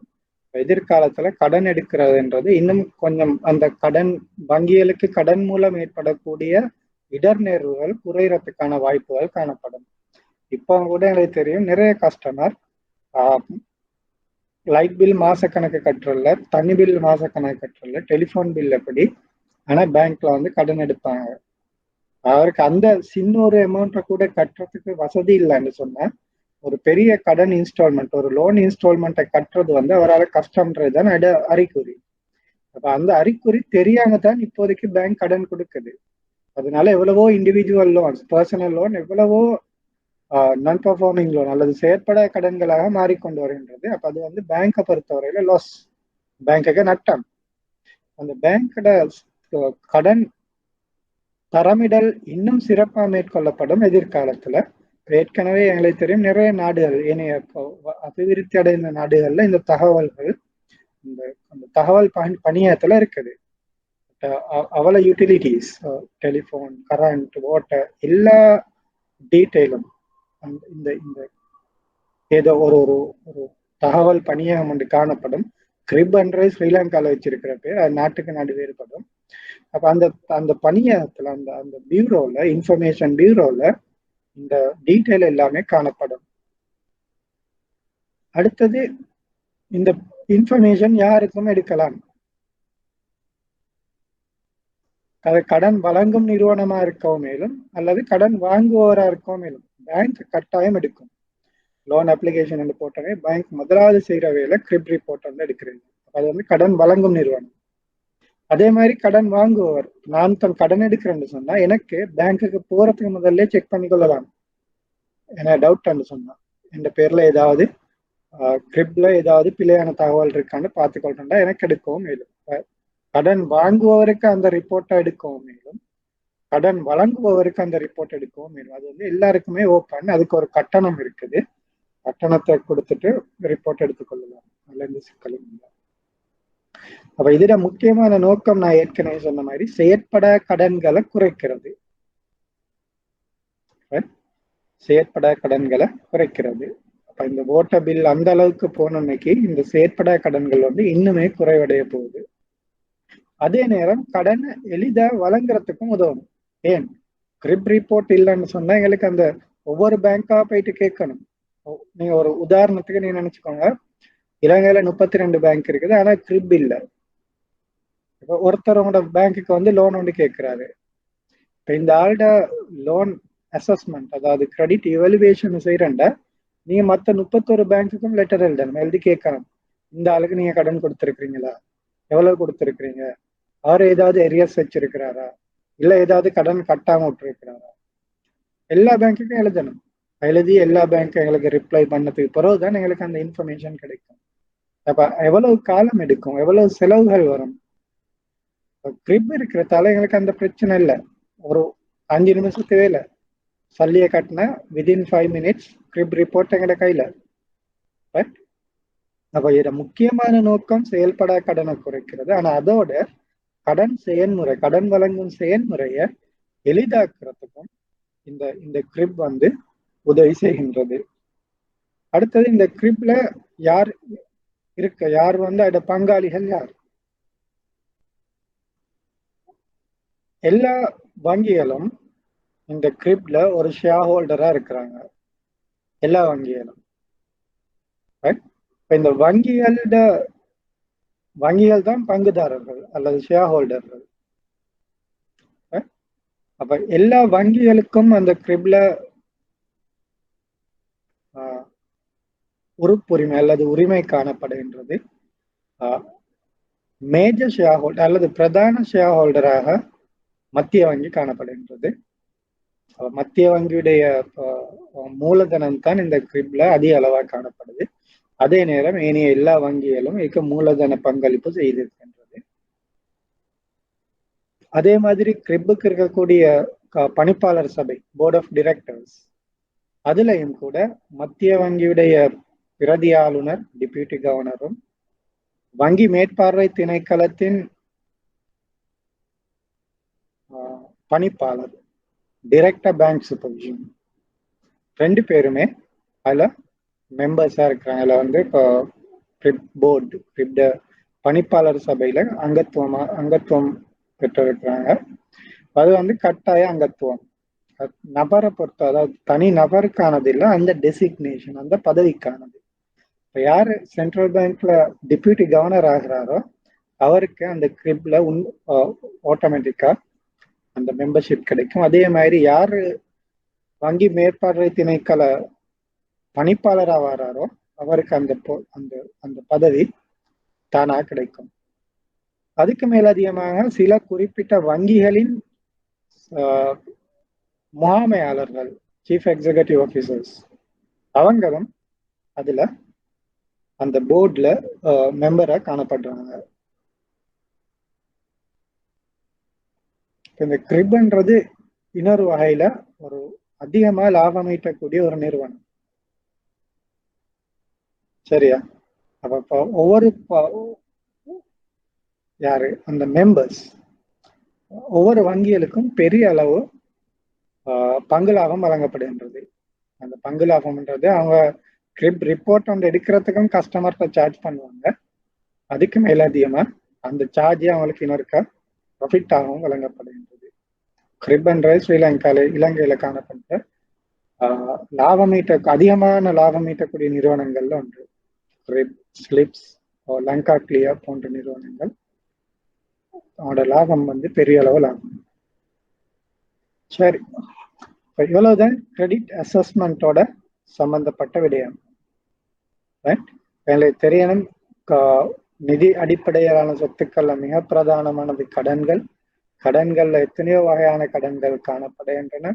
வெவ்வேறு நோக்கங்களுக்காக, வெவ்வேறு காலப்பகுதிக்காக, வெவ்வேறு அடிப்படையில கடன்கள் வழங்கப்படுகின்றது. அந்த கடன்களை வழங்குறதுக்கு முதல்ல அந்த கடன் பெறுபவரின் தகுதி, கடன் பெறுவதற்கான தகுதியை தீர்மானிக்கிற முக்கியம். அதோட நோக்கம் அவருக்கு அந்த கடனை திருப்பி செலுத்தக்கூடிய தகுதி இருக்கின்றதான்றதை தீர்மானிக்கிறது தான் இந்த கடன் மதிப்பீட்டு நோக்கம்.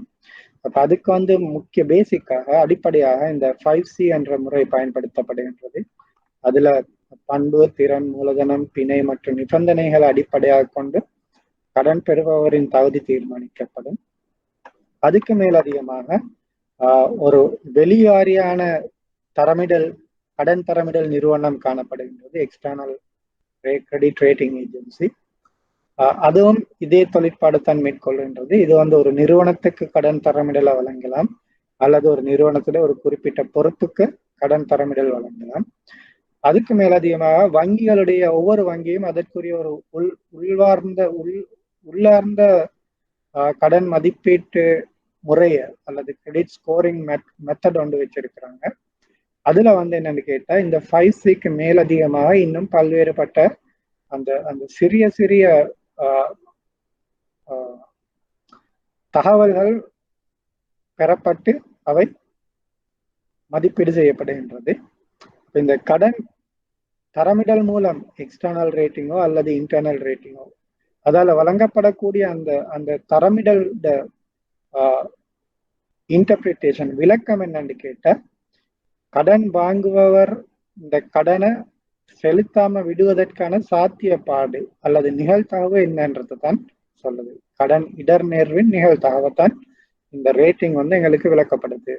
அப்ப நல்ல ரேட்டிங் கொண்டா இருந்த அவருடைய அந்த இடர் நேர்வு குறைவா காணப்படும், ஒரு குறைந்த அளவு ரேட்டிங் கொண்டு காணப்பட்ட அந்த இடர் நேர்வு கூடுதலாக காணப்படும்.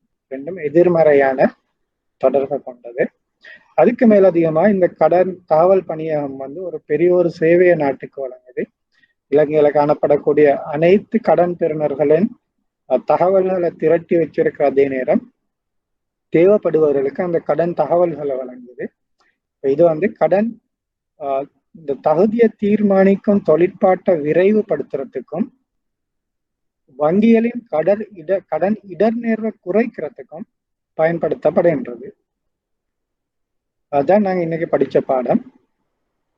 அப்ப நெக்ஸ்ட் அடுத்த கிழமை நாங்க இப்ப கடன் பத்தி ஓரளவு முடிச்சிருக்கிறோம். அடுத்த வங்கியின் நடவடிக்கைகளை பத்தி தொடர்ந்து படிக்கலாம். நன்றி.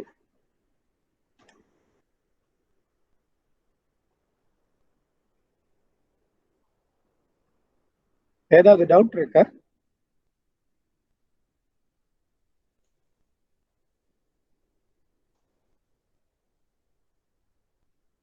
ஓகே, டவுட் ஒன்றும் இல்லைன்னா நான் இந்த கிளாஸ் இதோட முடிச்சு கொள்ளலாம். அடுத்த கிழமை திரும்பவும் மீட் பண்ணுவோம். நன்றி.